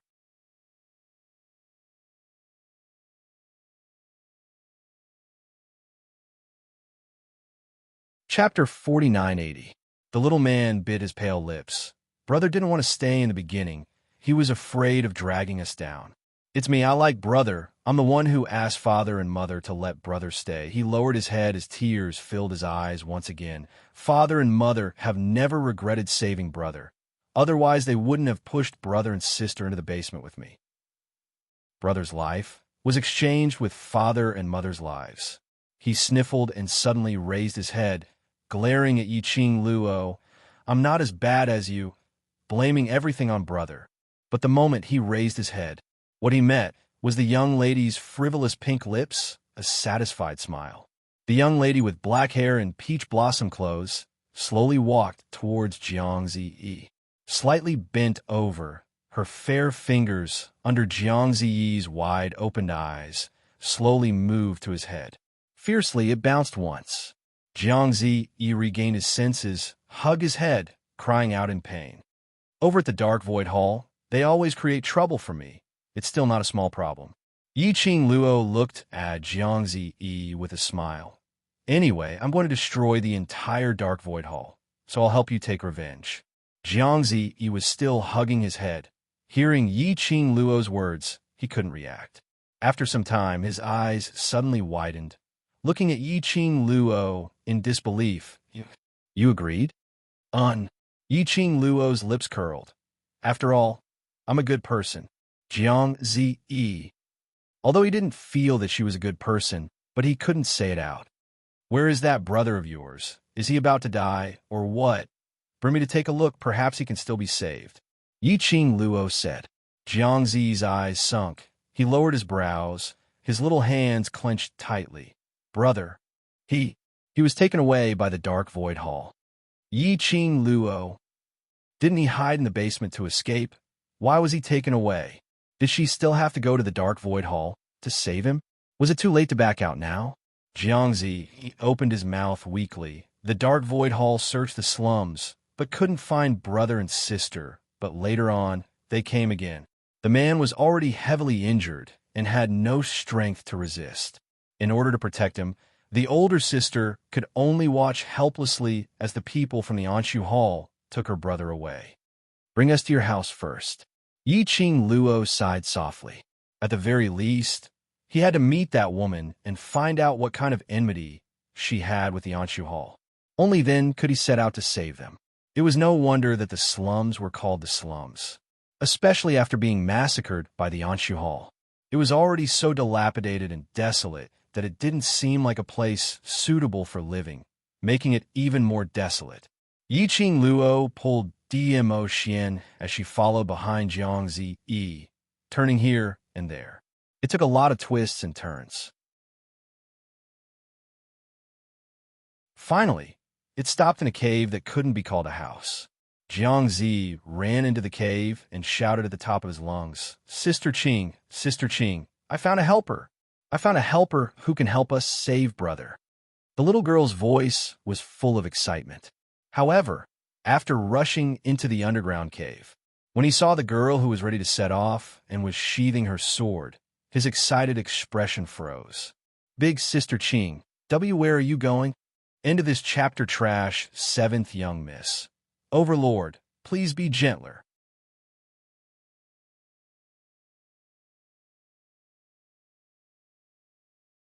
Chapter 4981. The lady's exquisite face had a cold expression. A pair of icy cold eyes glanced at Jiangzi Yi as she said coldly, "I'll go save him. There are many, many people in the Dark Void Hall, and they're all very powerful. I heard that they had invited the Jiang family's aristocratic elders over to help." Jiangzi Yi anxiously advised, "Sister Qing, you can't go save him alone. Don't tell me I have to bring you along." The lady's voice was flat. "Our arrival has already caused you enough harm. We don't need you anymore." She walked past Jiangzi Yi and walked straight out. Jiangzi immediately held the lady's hand. "Sister Qing." The lady didn't turn back. Under her cold and elegant face, there was a slight change in her expression, but it was fleeting. She opened her mouth. "If I can come back alive, I will definitely repay your family's kindness." Saying that, she struggled free from Jiangzi Yi and walked out of the cave without any hesitation. "Who's there?" Outside the cave, light shone down.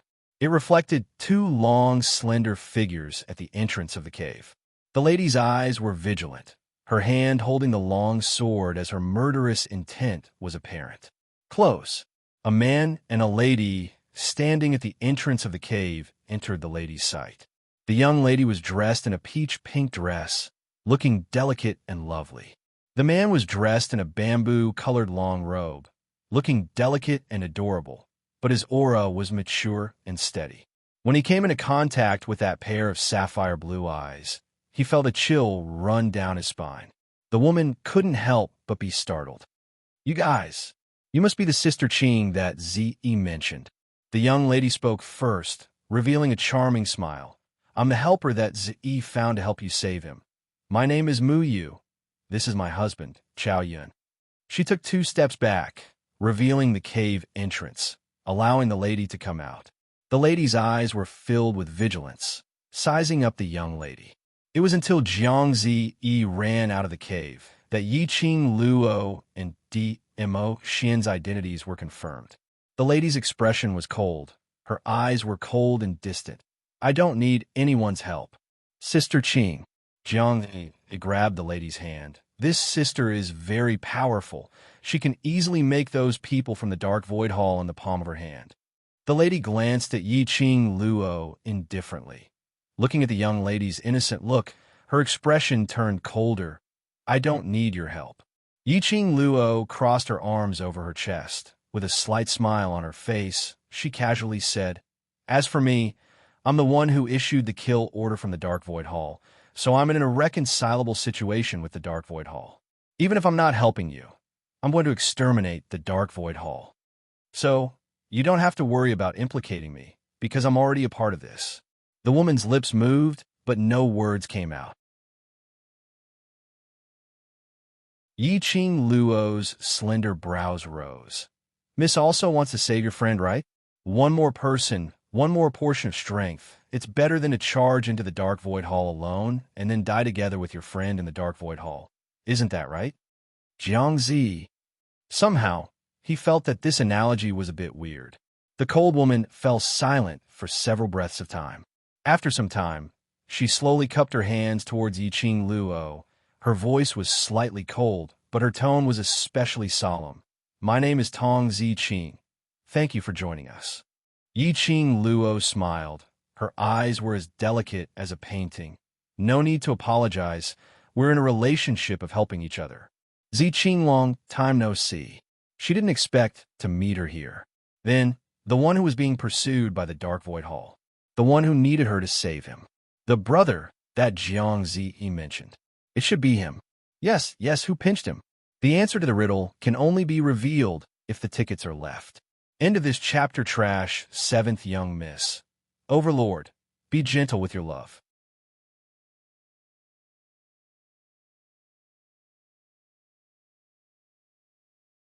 Chapter 4982. Long Yunjian. Tong Ziqing had always been with Long Yunjian. Tong Ziqing would be here, and she planned to save someone alone. That person must be Long Yunjian. But what made Yiqing Luo felt strange was, Long Yunjian was someone whom the Dark Palace had arranged to be in the Devil class, which was the person who was arranged to be by her side, which was also someone from the Dark Palace. The Dark Void Hall was the Dark Palace, using the Jiang family's aristocrats to create trouble. According to this logic, Long Yunjian was considered to be in cahoots with the Dark Void Hall. Why did the people from the Dark Void Hall want to kill Long Yunjian? She was filled with doubts. But at this moment, the person who was carrying the Yiqing Luo little vest could not lose her character and could not fall off the horse. So she could only pretend to be casual as she casually asked, Who are you trying to save? Why are you being chased by the people from the Dark Void Hall? To the extent that they even massacred the entire slums. How big of an enmity did they have? Tong Ziqing's cold brows sunk slightly. She lowered her eyes and didn't say a word, with no intention to answer Yiqing Luo. Yiqing Luo didn't continue asking as she changed the topic. Do you know where the people from the Dark Void Hall have captured your friend? Tong Ziqing's hand, which was holding the weapon, tightened slightly as a cold glint flashed past her eyes. She pursed her slightly pale lips as she spoke in a chilly tone. I know where the headquarters of the Dark Void Hall is. All right, then you lead the way. Yiqing Luo nodded her head, without much emotion. Such a straightforward reply, which made Tong Ziqing stunned. She raised her pair of cold, beautiful eyes as she stared at Yiqing Luo without blinking. Aren't you curious as to how I know? If you want to tell me, you will naturally tell me. Yiqing Luo's long and slender eyes curved like the moon. If you don't want to say, even if I ask you, you won't say so. Why bother? She curled her lips slightly. Dealing with the Dark Void Hall is not just to help you save someone. As the saying goes, the enemy of my enemy is my friend. If you know where the headquarters of the Dark Void Hall is, there are only advantages and no disadvantages for me. Why should I care? How did you know where the Anshu Hall's headquarters is? The girl's tone was very indifferent, and there was not much emotion in her voice. A few simple sentences. It made Tong Ziqing's heart tighten for no reason. Her long and beautiful eyelashes fluttered twice like butterfly wings. When he looked at Yiqing Luo, there were some hidden emotions in the depths of his eyes. Then are we going now? Jiangzi did not notice the surging emotions between the two adults. He clenched his fists tightly, and his young face was filled with hatred. I must kill the people of Anshu Hall to avenge my parents and the people around me. Yiqing Luo originally didn't intend to bring Jiangzi Yi along. However, when she saw the burning rage in the boy's clear eyes, which seemed to be able to incinerate everything in the surroundings, she couldn't help but feel a chill down her spine. She silently called out to him, "Follow him closely. Don't leave him by even half a step. Do you understand?" Yiqing Luo pointed at the man beside her, and then looked at Jiangzi Yi solemnly. "If there's a chance, I'll let you personally take revenge, but if the timing isn't right, you're not allowed to forcefully take revenge, understand?" The boy pursed his lips tightly as he nodded his little head hard. He took small steps as he inched towards DMO Xian's side. "I will definitely follow brother closely. Seventh Miss who likes trash. Overlord, please be gentler with your love. Everyone please collect it. Seventh Miss who likes trash. Overlord, please be gentler with your love. The updates are the fastest."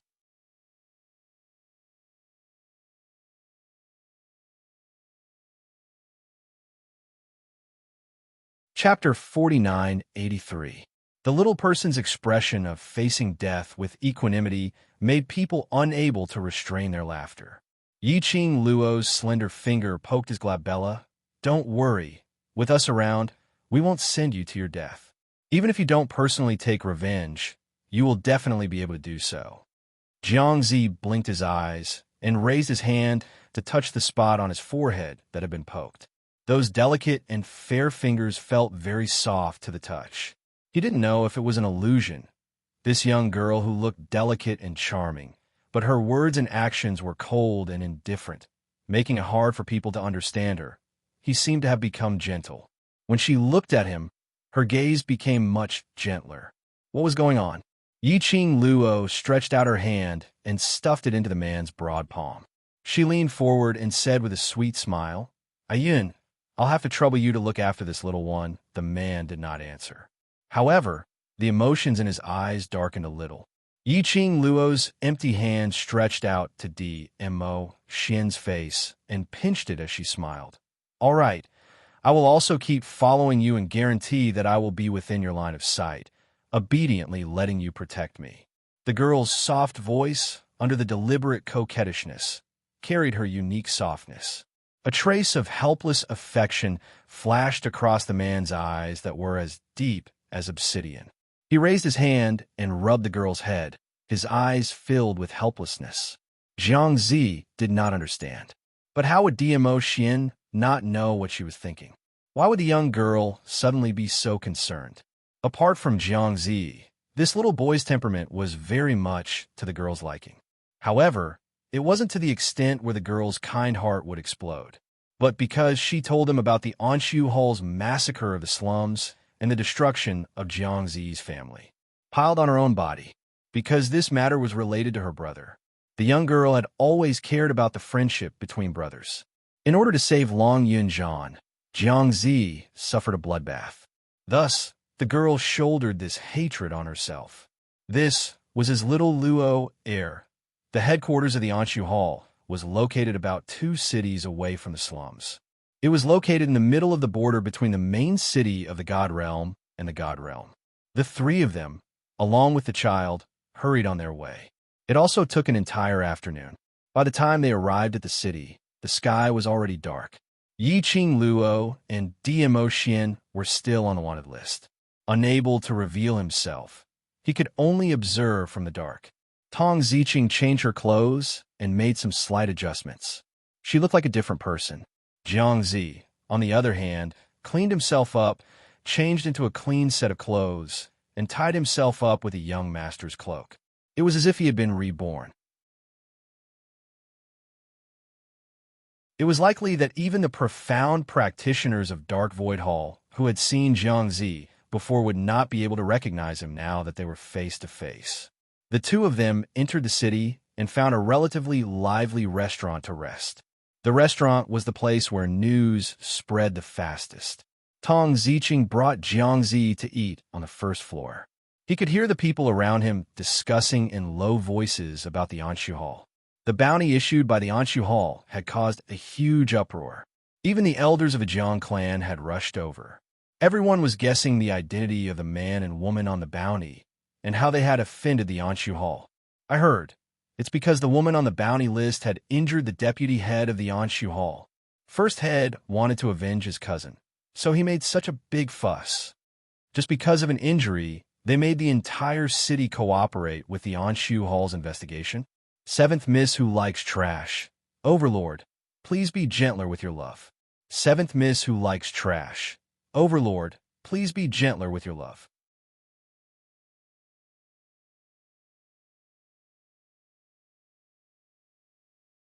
Chapter 4984. Now that the Dark Void Hall is the dominant force, what can we ordinary people do? Sigh. That Dark Void Hall's vice leader is not a good person. If someone is willing to teach the Dark Void Hall a lesson, it would be good for the people. Shoo, you're courting death. If the Dark Void Hall heard this, you won't be able to see tomorrow's sun. The crowd discussed in low voices. Most of them were waiting to see a good show. Everyone here was extremely powerful, and if they were to really fight head-on, they might not necessarily lose to a profound practitioner.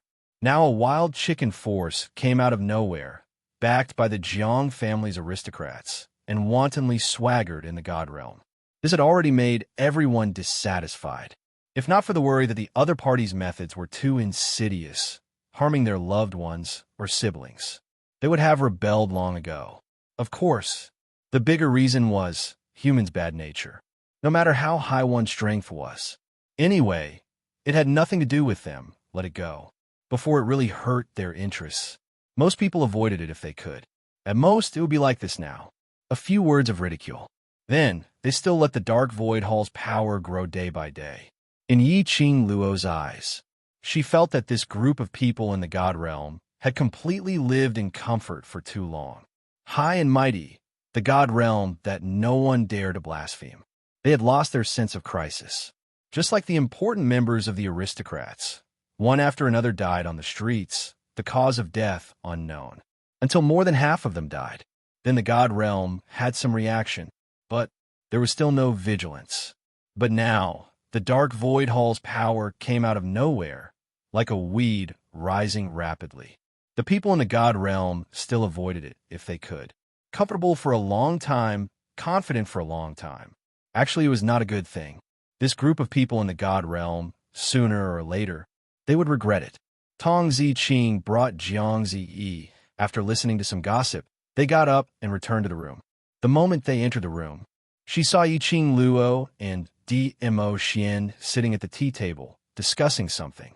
Tong Ziqing said indifferently, entering the city, not worried of being discovered. Originally, Yiqing Luo and Dmo Xian were arranged to wait outside the city, waiting for the night to meet and then sneak into the Dark Void Hall headquarters. He did not expect the two of them to enter the city at this time.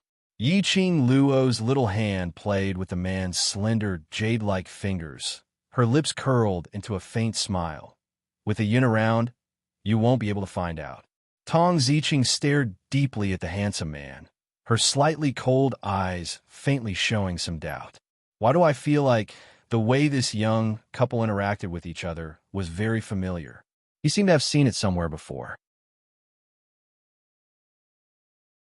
But at the moment, he couldn't remember. Yiqing Luo saw Tong Ziqing staring at her and lifted her eyes slightly as she asked with a smile in her eyes, "What's the matter?" "Nothing much." Tong Ziqing averted her gaze, her cold face revealing a bit of dejection. "It's just that when I see young Master Chao's eyes, I can't help but think of that friend who was taken away by the Anshu Hall." Yiqing Luo glanced sideways at the man's pure and harmless eyes, which were like a gem. His powerful aura couldn't hide the innocence and cuteness of his face and eyes. His eyes were as blue as the sea. He was indeed somewhat similar to Long Yinzhan. Yiqing Luo pretended not to know as she laughed lightly. A Yun's eyes are indeed different from ordinary people, but because it's him, I like it. Tong Ziqing seemed to have thought of something because of Yiqing Luo's words. That cold eyes revealed a bit of gentleness. Trash seventh young mistress.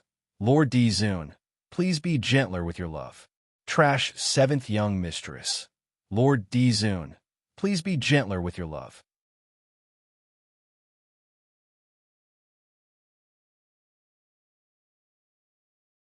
Chapter 4985. That's right. Because it's him, no matter what kind of him he likes. The lady muttered softly. The corners of her lips faintly curled upwards into an extremely shallow arc. By the time she regained her senses, she met with a pair of mischievous, smiling eyes. The he in Ziqing's words should be the person you want to save, right? Tong Ziqing's face surfaced a rare tinge of red. On that cold and elegant face, it added a unique charm which belonged to her. I can tell that Ziqing likes him very much. Yiqing Luo smiled as she looked at Tong Ziqing's current look, as she couldn't help but sigh. Love was really something which could change a person. She stretched out her hand and held Tong Ziqing's hand. Tong Ziqing, who obviously didn't like outsiders, to touch her. Right now, when she felt the warmth coming from her palm, for some unknown reason, she wasn't willing to shift her hand away, as though holding this hand. During this period of time, when she left the world group, all the grievances, hardships, and tiredness, as though she had obtained a place for her to rely on, for her to vent her frustrations, as though, holding this hand, her heart was able to calm down. Don't worry, he will definitely be fine. The young lady's smile was gentle. We will definitely save him back safely. A soft voice, a firm tone. It obviously didn't use much strength, but it made Tong Ziqing's heart raise a kind of, as long as she said it, she would definitely be able to do it. If she said she could save Long Yunjian back, then she would definitely be able to do it. Tong Ziqing's heart was beating wildly. She stared blankly at the smiling young lady in peach blossom robes and black hair. Unknowingly, the other party, and that unbridled and flamboyant red-robed young lady in her mind overlapped together. She suddenly understood. Why did she inexplicably agree to the other party's request for help? Why did she inexplicably choose to believe her? And why did she inexplicably place her hopes on her? Because this young lady, she and Qing Luo, really resembled each other. The kind of trustworthy aura which was emitted from them was extremely similar. It made one uncontrollably feel relieved. If she was really similar to Qing Luo, presumably, whatever she said, she would definitely be able to do it. Tong Ziqing laughed involuntarily, and the gentleness between her brows became even more apparent. The hand that was holding the young girl's hand tightened. Night. In the pitch-black sky, a few inconspicuous stars were faintly flashing. The cold wind blew, and the surrounding trees rustled. A few figures flashed past and disappeared into the darkness. The headquarters of the Anshu Hall could not be considered a secret. However, on the surface, it was the territory of the branch forces of the Jiang clan. On the inside, it was the headquarters of the Anshu Hall.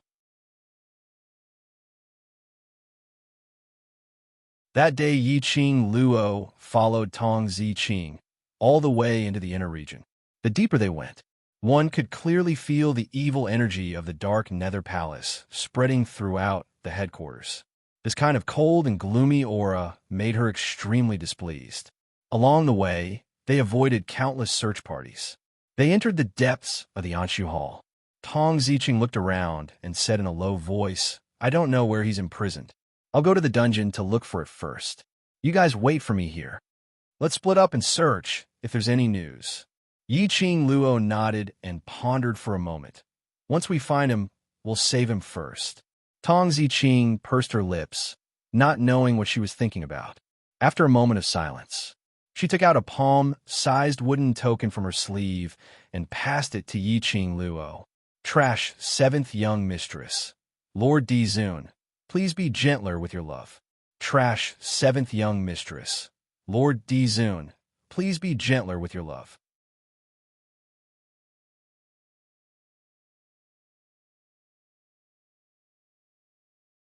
Chapter 4986. This is the World Mercenary Group's token. If you find anyone, you can communicate through the token. The Mercenary Group's token could be used for communication within a short distance. Yiqing Luo received the token as her gaze congealed on the token. The two words, the world. A warm feeling arose from the bottom of her heart. She had already. He hadn't touched her token. Her fingertips gently caressed the outline of the two words as her pink lips curled. The world. So, you're also from the World Mercenary Group. You know about the World Mercenary Group? Tong Ziqing was stunned as she was puzzled. Why would someone from God Realm know about the Lower Realm's mercenary group? I met them not long ago, and my life was saved by them. Yi Qing Luo laughed lightly. Looks like we're really fated. Tong Ziqing took a deep look at Yi Qing Luo. Immediately, she turned around and disappeared into the darkness. Yi Qing Luo kept the token and hooked the man's arm. As for us, before we find anyone, let's go do something meaningful. The young lady arched her eyebrows craftily as she winked at the man. Her eyes were filled with ridicule and naughty smiles. Just one eye contact. The man had already seen through the young lady's thoughts. His eyes were filled with adoration as his lips curled helplessly. Following that, he held onto the young lady's slender waist. After that, one hand was holding onto the young lady while the right leg was dragging the tiny one. Just like that, they silently shuttled through Dark Void Hall's headquarters. No one noticed, all the way until they reached a backyard. The air was filled with the fragrance of food. Sister, what are we doing in the kitchen? Jiang Ziyi's eyes stared straight as he swallowed his saliva while asking. Yi Qing Luo was all smiles as she asked, Do you want to do something bad? Jiang Ziyi stared straight into the kitchen. Steal food to eat? Nope. Yi Qing Luo's fingertips moved and a white jade bottle appeared in her palm. Do you want to steal food or do you want to take revenge? The tiny man's eyes congealed. Revenge. He swiftly turned his gaze towards Yi Qing Luo as his eyes no longer drooled over the food. Yi Qing Luo stuffed the white jade bottle into his hand as she pointed to the front. See that well over there? Pour the contents in the bottle into it. Jiang Zi didn't hesitate at all. With the small jade bottle in hand, he walked straight to the well. It was the middle of the night. There was no one else in the kitchen except for a few kitchen maids. Jiang Zi's operation was very smooth. After pouring out the contents of the medicine bottle, he carefully returned to Yi Qing Luo's side and returned the bottle to her. Sister, what's that? Something that can allow you to take revenge. Yi Qing Luo smiled as she pinched his face. Now, let's go and save them. You bunch of trash. The sound of something being smashed came from a courtyard. In a quiet night, it was extremely loud. I can't even find a single person. What's the use of keeping a bunch of trash like you? If you still can't find him tomorrow, you don't have to come see me again. At this moment, Yi Qing Luo and the other two were in the dark, staring at the movements in the room. The enraged Lu Sanzong was sitting at the head of the bed. The floor around his feet was messy, and it seemed like he had dropped a lot of things. His right hand hung by the side of the bed, still wrapped in a thick bandage. The other hand was clenched into a fist, unable to contain his anger. In front of Lu Sanzong, a bunch of Dark Void Hall's cultivators knelt on the ground with their heads lowered, not daring to say a word. Cousin. A lady's weak voice was heard from his side. LV&I was supported by the maid as she walked in. There's news from that side. Seventh Miss who likes trash. Overlord, please be gentler with your love. Seventh Miss who likes trash. Overlord, please be gentler with your love.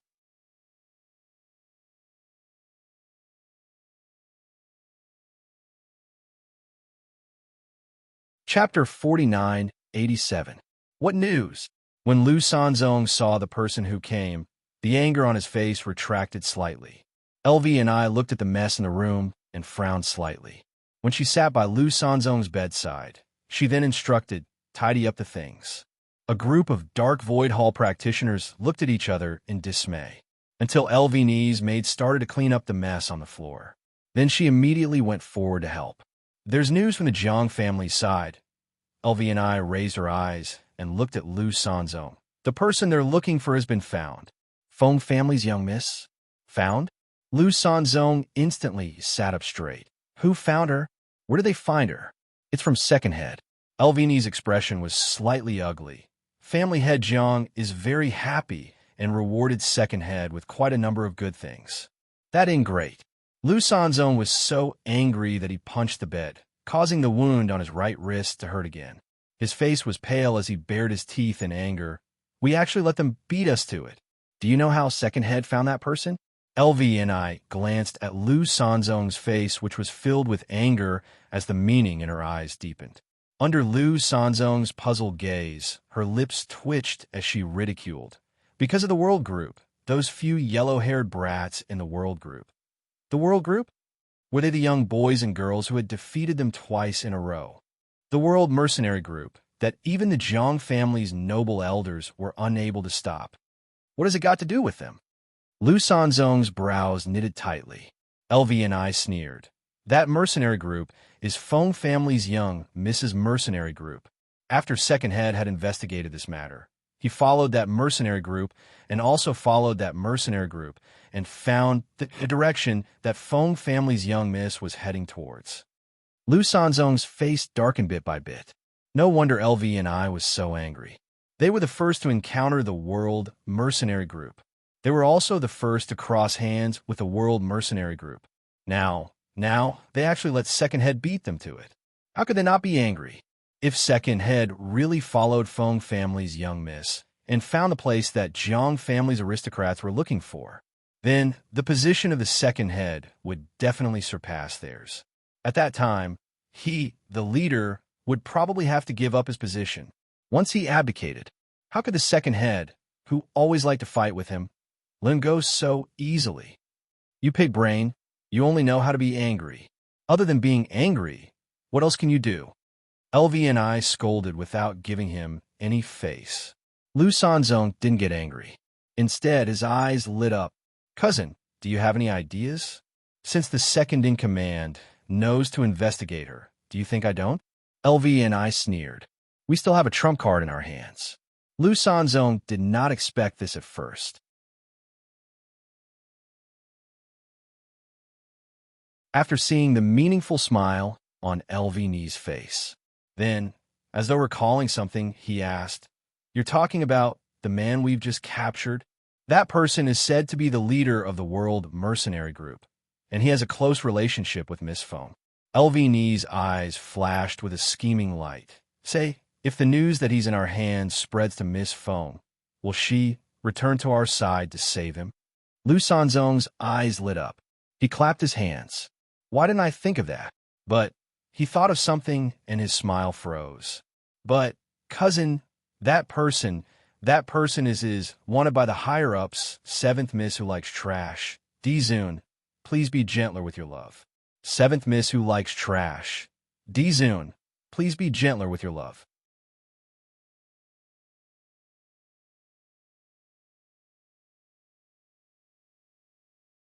Chapter 4988. If they were to be used as hostage, if any accident happened and the higher-ups found out, they would not be able to escape the blame. What are you panicking for? LV and I stared at him in annoyance. Anyway, that person is locked up in our headquarters.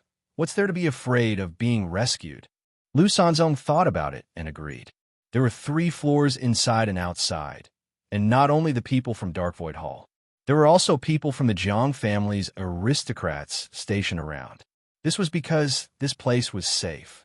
Otherwise, the two of them would not specially run back to the headquarters to recuperate. Second Master thought that by following those young lads, he would be able to find Miss Feng's location. LV and I sneered. Little did he know that we have a way to make Miss Feng come to us on her own accord. Vice Hall Master. Suddenly, the cultivator who was squatting down to pack up opened his mouth cautiously. LV and I looked over. A pair of slender eyes revealed a sharp, cold glint. The cultivator trembled in fear as he continued to speak, while trembling with fear. I heard that. Second Master had chased the wrong person. Chased the wrong person? LV and I raised our brows. Where did you hear that from? It's Zhang family's 2 elders. When they were drinking and chatting, I happened to be serving them by the side. The cultivator's voice trembled as he replied. Zhang family's aristocrats. LV and I frowned slightly as she looked at Lu Sanzong. Have you heard? No. Lu Sanzong shook his head. LV and I stood up and pointed at that cultivator. You stay the rest. Leave. The other cultivators were already covered in cold sweat. hearing LV's command. One by one, they hurriedly jogged out of the room. LV raised her foot and walked towards the profound practitioner. Her eyes narrowed slightly as she questioned, "Tell me everything you know." The cultivator said, "I heard from those two elders. That Miss Feng who was discovered by Second Master might just be a cover. That Miss Feng is very sinister and cunning. How could she possibly reveal her tracks? And let us find out." Yi Qing Luo, who was secretly described as sinister and cunning, she did it in such a straightforward and upright manner. How was she sinister and cunning? Weren't they the sinister and cunning ones? How dare they push the blame to others? I refuse to accept this. That profounder continued. Elders even said that if that young miss of the Feng clan is the young miss of the Feng clan, then it's better to say that the woman they encountered, the woman who injured both of you, is the young miss of the Feng clan. Yi Qing Luo. She had to say, those two elders were the truth.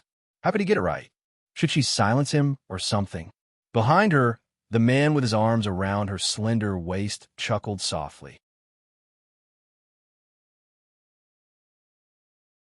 His warm and broad chest rose and fell slightly because of his laughter.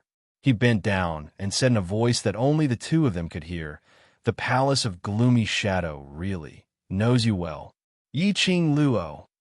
She didn't want this kind of understanding. However, the two elders were merely suspicious. As long as the two fakes were not exposed, she was not worried at all. Anyway, it didn't matter if the counterfeit was real or fake. With the Bloodbone Barbarian King following them, it would definitely become real. These words were really said by an elder of the Jiang clan? LV's brows were tightly knitted, and her tone was somewhat displeased. The cultivator hurriedly lowered his head. "I don't dare to speak nonsense." "All right, you can leave first." LV waved her hand. When the cultivator walked to the door, he spoke in a cold voice. "This matter..."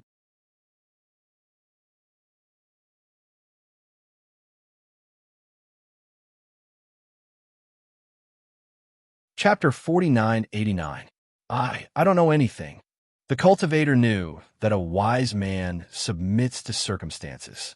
He quickly stood still and expressed his position. LV hooked her lips in satisfaction and motioned him to leave. Only the two cousins were left in the room. Lu Sanzong then said, "Cousin, do you think what he said is true? The Miss Feng that the second head of the family is chasing is not the real Miss Feng? I said you have a pig's brain, but you are really a pig." LV rolled her eyes and snorted coldly. "You believe what others say?" Lu Sanzong's eyes widened. "You mean he is lying to us?" Lu Sanzong's face darkened instantly. "How bold of you to deceive us." "I have to." "Shut up." LV poked his head angrily.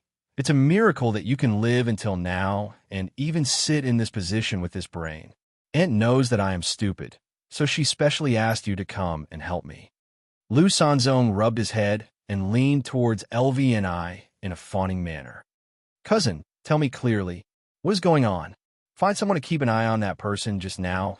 Maybe he is the second head of the family's people. He just wants us to relax our vigilance." LV's eyes darkened slightly, and a trace of coldness flashed across her slender eyes. "Moreover, even if what he said is true, it doesn't mean that the idle talk of the two elders is true." LV took out a letter from her arms. "The second head of the family will investigate, but I can't." She put the letter beside Lu Sanzong and said, "Miss Feng has an extraordinary relationship with the mysterious overlord. Miss Feng can pretend to be the overlord, but can he? Moreover, Miss Feng not only has a personal guard of the former emperor of the God Emperor accompanying and escorting her, but there are also people from the imperial palace secretly protecting her." She sneered. "Do you think it is not true?" Lu Sanzong didn't expect that this cousin of his had already done so many things without him knowing anything. He stared at the letter and grinned. "Since that's the case, then this news can be sent to second head." LV glanced at him. "You are finally enlightened." Lu Sanzong stuffed the letter back into his arms as his gaze landed on his injured arm. "But before this, that slut who injured us must be found. He mentioned that woman called Muyu." LV's expression sunk as her eyes blazed with anger. But she still spoke rationally. Get your priorities. Your position is already unstable. Why are you still thinking of finding an enemy? Spread the news of that person being in our hands to the world group or young Miss Fang's ears. Let's lead Miss Feng to our side and intercept Second Master's path. LV and I narrowed her eyes dangerously. As for that young couple, the order to kill them has already been issued to the entire God realm. Those two won't be able to escape even if they grow wings. Lu Sanzong agreed with his cousin unconditionally. In the dark,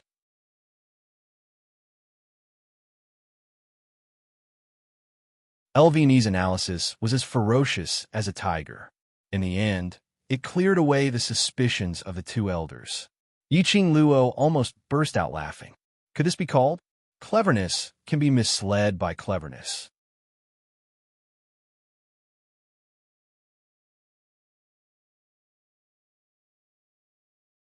Chapter 4990.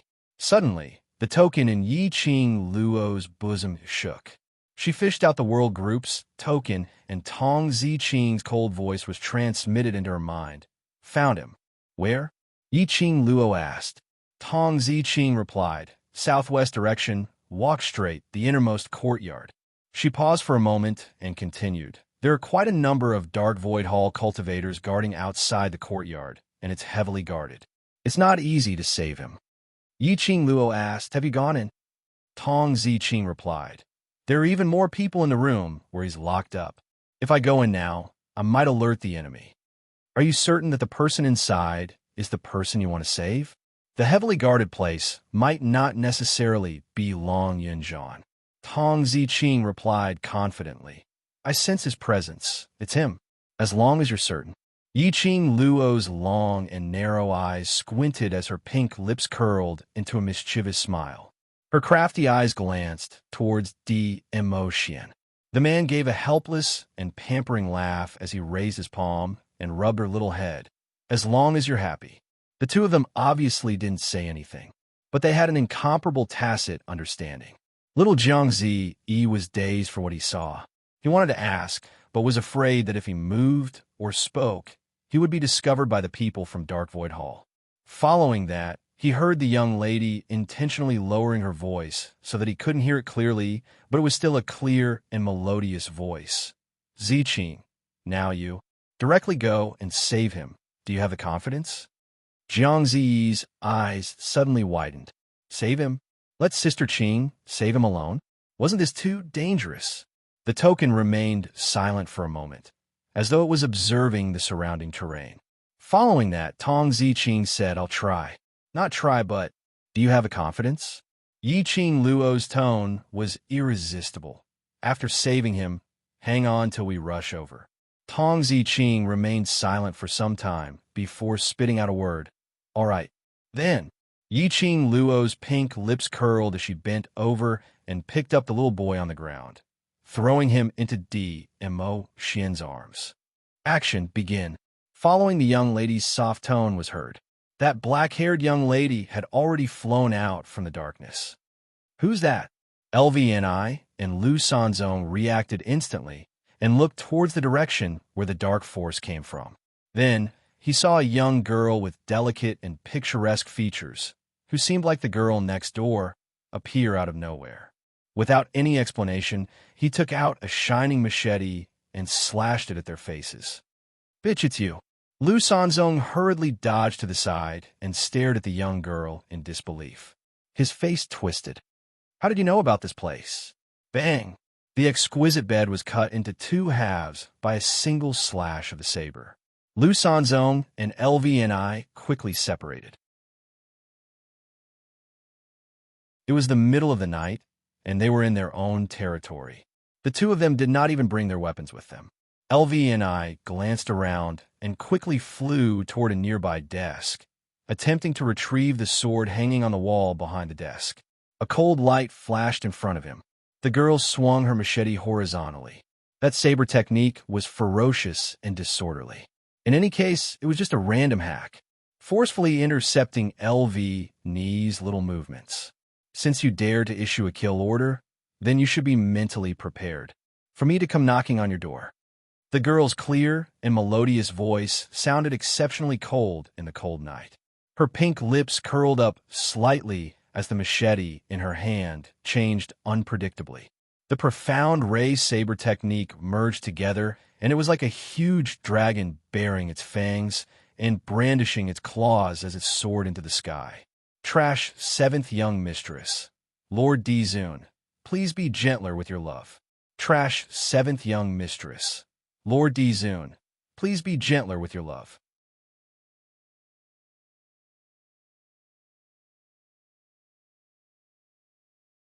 Chapter 4991. How dare you?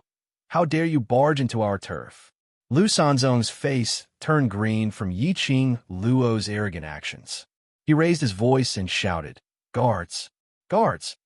Yiqing Luo scoffed as she speedily moved towards Lu Sanzong. The machete in her hand danced as the profound rays burst out. The huge dragon roared and entangled Lu Sanzong in it. "The bounty order has been issued for so long. Aren't you anxious to find me?" The machete in Yiqing Luo's hand was already close to Lu Sanzong's neck. Her lips twitched as she gave a low laugh. "Isn't that why I'm here to fulfill your wish, so that you can be happier?" The moment her machete was close to Lu Sanzong's neck. Orderly footsteps were heard outside the door. Following that, a group of patrolling guards rushed in. Yiqing Luo was all smiles as she faced those guards, as her hand shook slightly. The sharp blade directly slit Lu Sanzong's neck.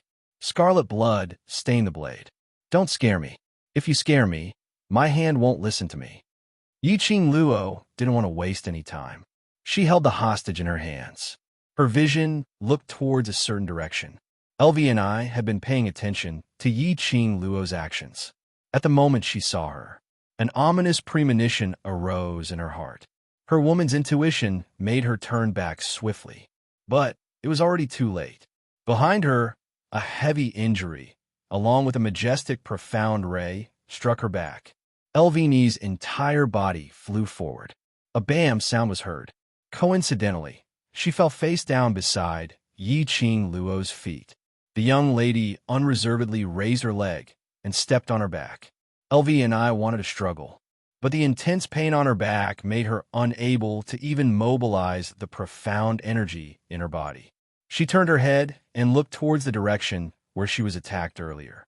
She saw a bamboo-colored figure carrying a little boy in his hand, casually stepping in her line of sight.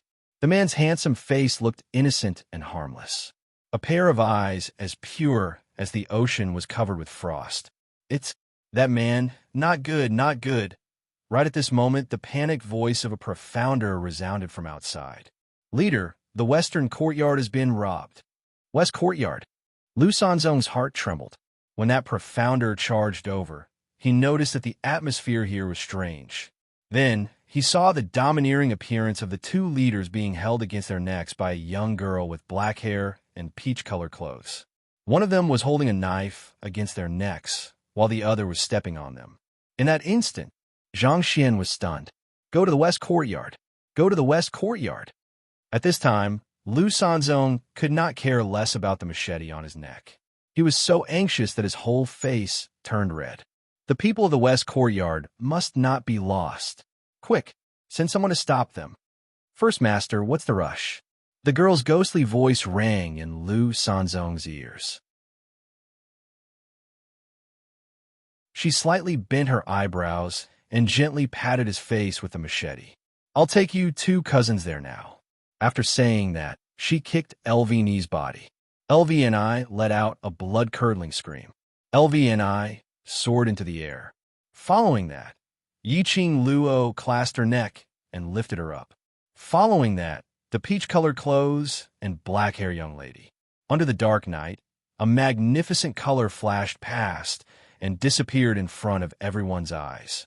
At the same time, that cold and chilly man who seemed to be strolling in his own back garden followed closely behind the young lady. Everyone, did they not have any sense of existence? Were all the assassins nowadays so arrogant? Seventh Miss who likes trash. Overlord, please be gentler and collect. Seventh miss who likes trash. Overlord, please be gentler and hit me.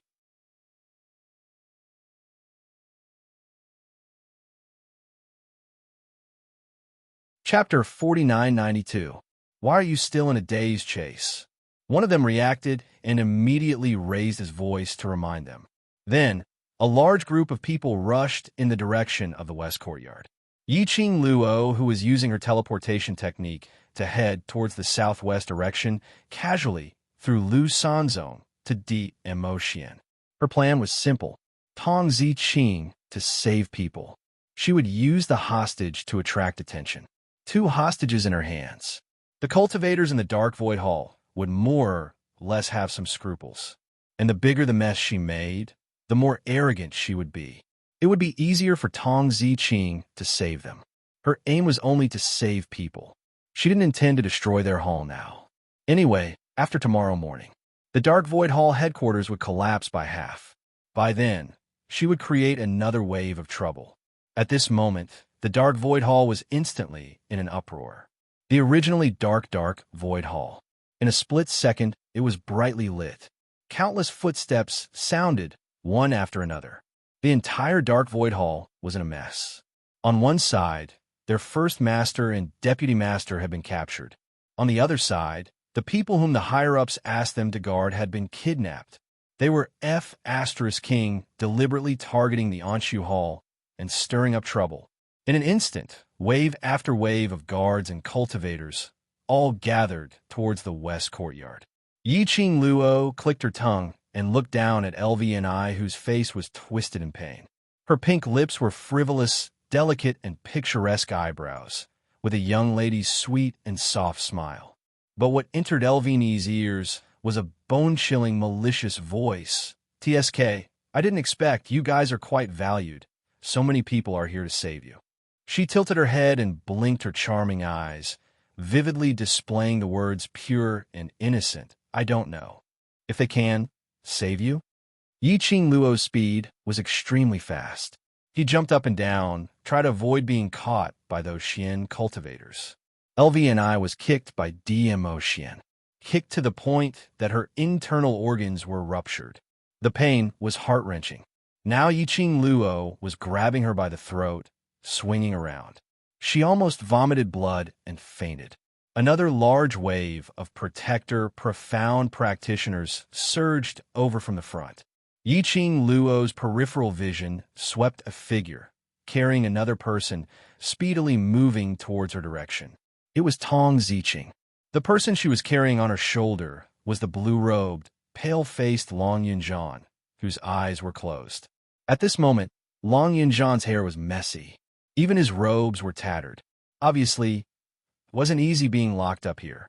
Yiqing Luo's vision swiftly swept past Long Yunjian's exposed skin. When he didn't see any particularly serious injuries, he retracted his gaze that was gradually turning cold. As long as they were rescued, it would be fine.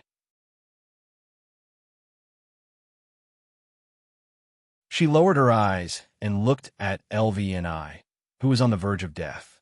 While Tong Ziqing was rushing over, Lin Fan's expression changed. She said, "Take him away first. Yun and I will stay behind." Tong Ziqing was stunned for a moment. She glanced sideways at the motionless man whose eyes were tightly shut. Clenching his teeth, he carried the man and passed by Yiqing Luo, flying towards the outer walls of the Dark Void Hall headquarters. Suddenly, a miserable shriek was heard. Those guards who were chasing after Tong Ziqing suddenly paused. Their gazes all turned towards the direction of the miserable shriek. A young lady in peach robe with jet black hair held a biting cold blade in her hands, unknowingly stuck to Elvini's neck. Fresh blood was flowing down along the blade. That miserable shriek was made by LVNI. You're tuning into the Romance Rendezvous YouTube channel. We're so grateful for your support, and don't forget to subscribe to join us on this incredible journey through captivating stories. Your generosity through donations truly makes a world of difference, as it's the primary source of revenue that allows me to expand and enhance this channel for you. Thank you from the bottom of my heart for being a part of this adventure.